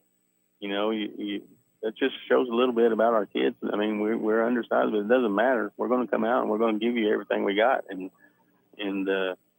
this tonight was just a good ball game, and we come out on the end that we don't like to be on. But you got to commend our kids. And we couldn't stop. They could run the 2 plays all night long, and we wasn't going to get them stopped. But also, we were there also with different weapons and making different plays. And Gus Miller and Cannon Ozier and Brett Lindley and Kelby and Aston running the ball up the middle. I mean, we had a bunch of weapons going there, and we was in position to win the ball game. We just come up, had a mistake down there. We had to score and come up. Ball, it was throw should have been, in my opinion, caught by Ozier down there, but it was a little bit high over his head, and it goes through his hands and intercepted. So we could very, very easily be talking about a win here if he pulls that pass down, because that would have been on about the 10-yard line. Well, Coach, we'll take a week off next week and do a little basketball bingo, raise a little money for the basketball team. But then the week after that, district start, and it's you're playing with live ammo at that point. I mean, every game's going to count. You got to win them to get in the playoffs. You want to put yourself in a position where you're district champ, if at all possible, because you're gonna run some really good competition in the playoffs if you're fortunate enough to make it. So the real season starts 2 weeks from tonight.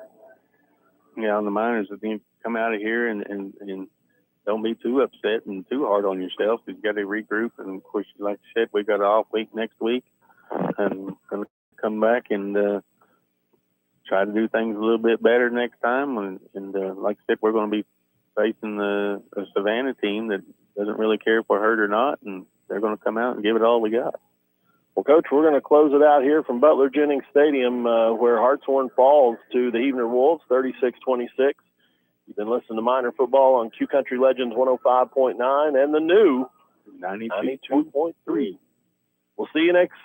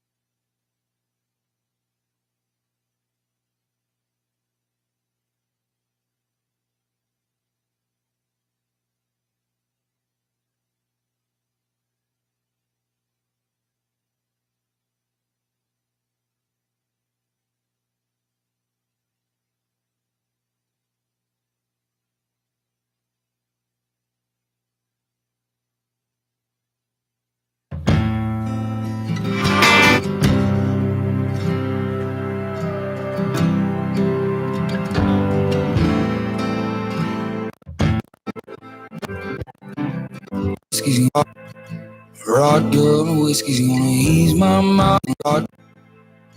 Vodka and whiskey's gonna ease my pictures and passing time. You only smile like that when you're drinking. I wish I didn't, but I do. Remember every moment on the nights with you.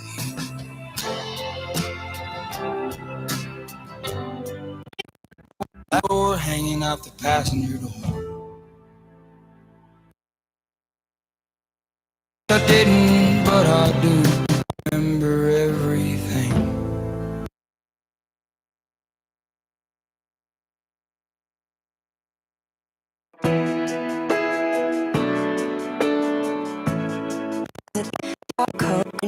You know the color of my, you know the color of my, you know the color of my. You know my secrets, my demons, and I know your weaknesses, all of your doubts and your dreams. So we can't break up now. No, we can't break up now. I hate the thought of starting over. Can't break up now.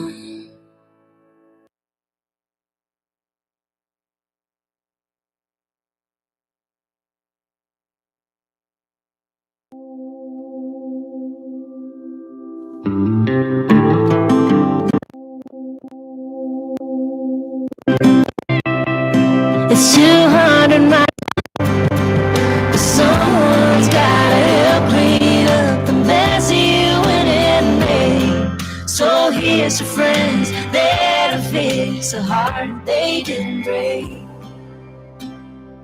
I see you and let them help me throw.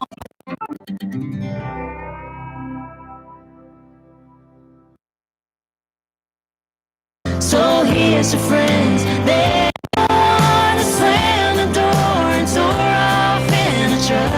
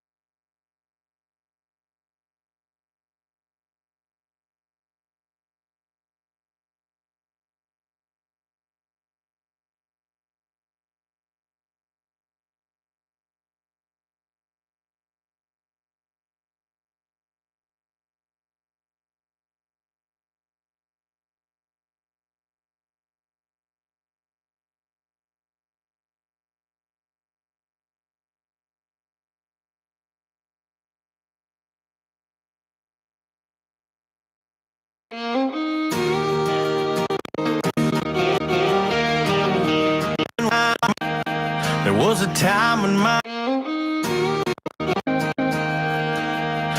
a time when my life was far so fast I thought I'd never stop. I put miles of dirt from God's green earth on these old boots. Now there ain't no place I'd rather be than here with you. You never know. I put my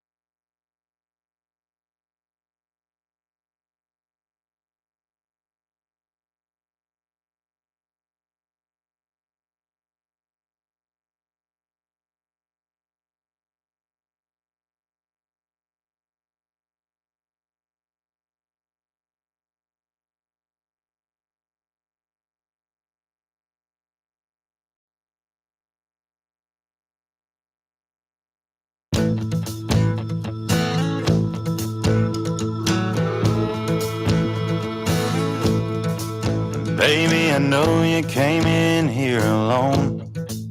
Every now and then I'll catch a glimpse of you looking at your phone, hoping he'll call you back. Girl, why you worried about that? You're too good for him. Baby, I know you came in. You're stealing my heart with every move. If I don't act fast, I know that girl won't choose another cowboy in my boots.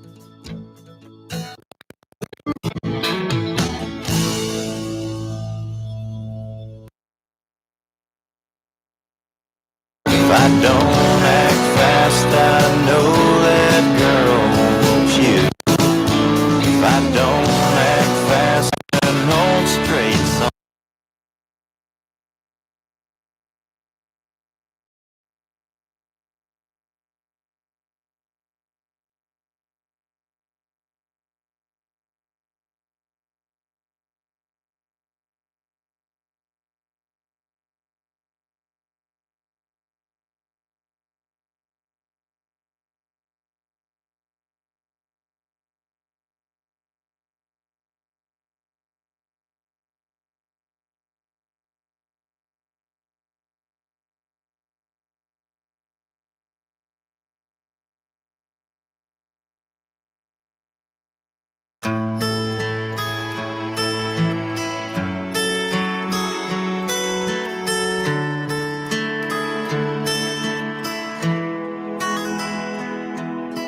And peel another sticker from a square bottle of liquor that's become your kryptonite.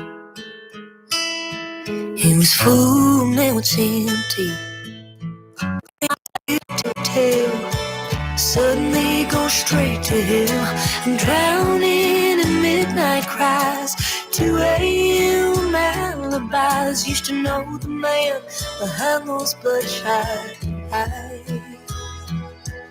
I can read you like a book, now I'm not able. But I can read you like a label.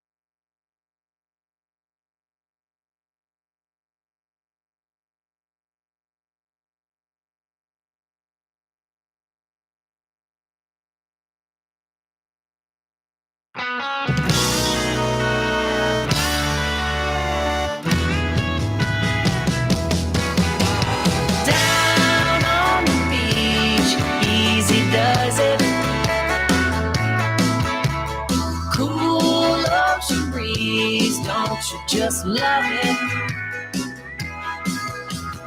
Walking in the moonlight, baking in the sun, beautiful people having too much fun. Down on the beach, easy does it. I woke up this morning to sand in on the beach, easy does it. Like bacon in the sun, beautiful people having too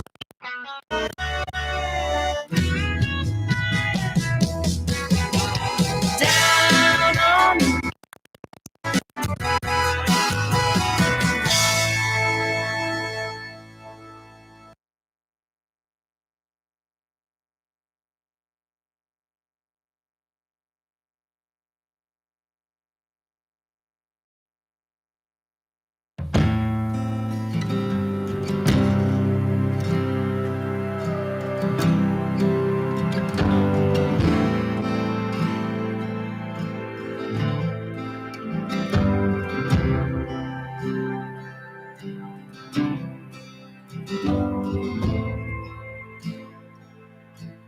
Shotgun whiskey's gonna ease my mind.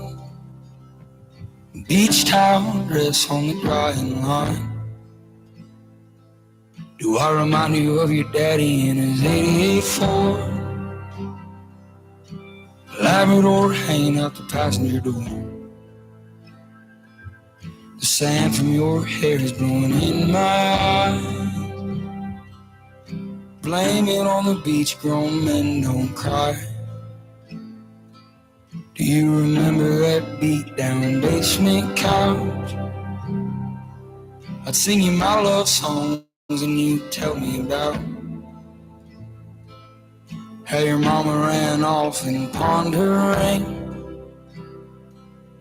I remember everything. A cold shoulder at closing time, you were begging me to stay till the sun rose. Strange words come on out of a grown man's mouth when his mind's broke. Pictures in passing time, you only smile like that when you're drinking. I wish I didn't, but I do. Remember every moment on the nights with you.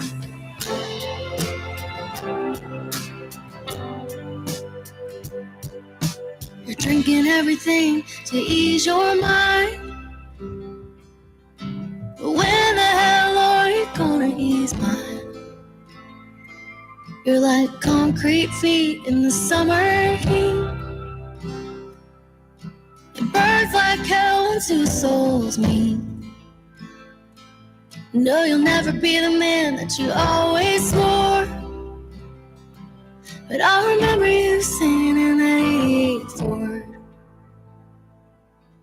A cold shoulder, closing time. You were begging me to stay till the sun rose. Strange words come on out of a grown man's mouth when his mind's broke. Pictures in passing time, you only smile like that when you're drinking.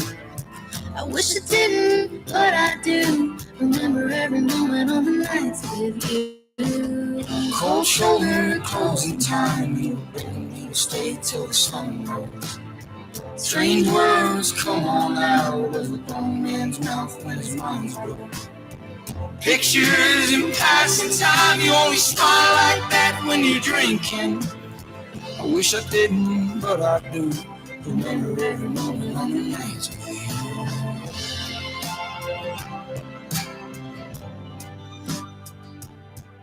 Rock good whiskey's gonna ease my mind. Beach towel dress on the drying line. Do I remind you of your daddy in my 88 Ford? Labrador hanging out the passenger door.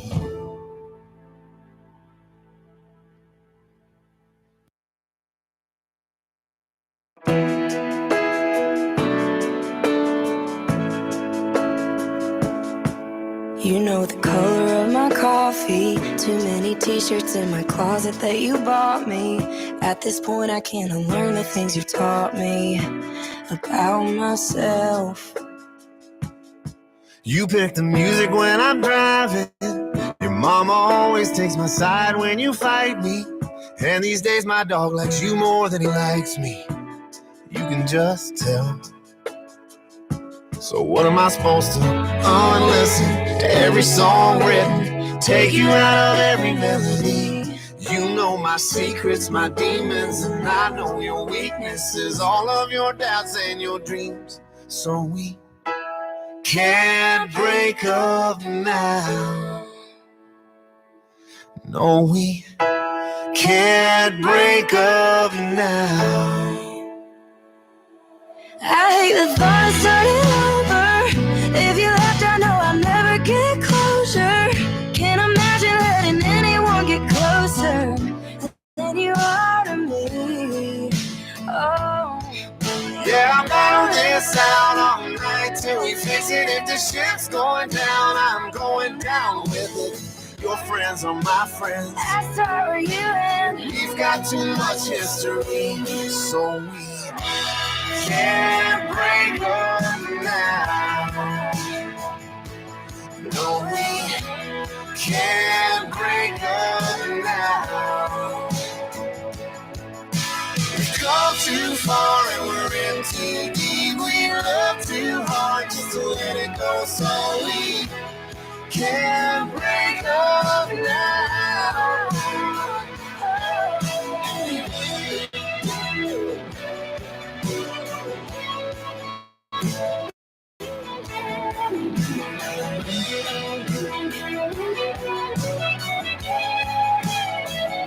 So what am I supposed to listen to every song written, take you out of every melody? No, we can't break up now. No, we can't break up now. No, we can't break up now. No, we can't break up now. We've come too far and we're in too deep. We love too hard just to let it go, so we can't break up now. No, we can't break up now. Can't break up now.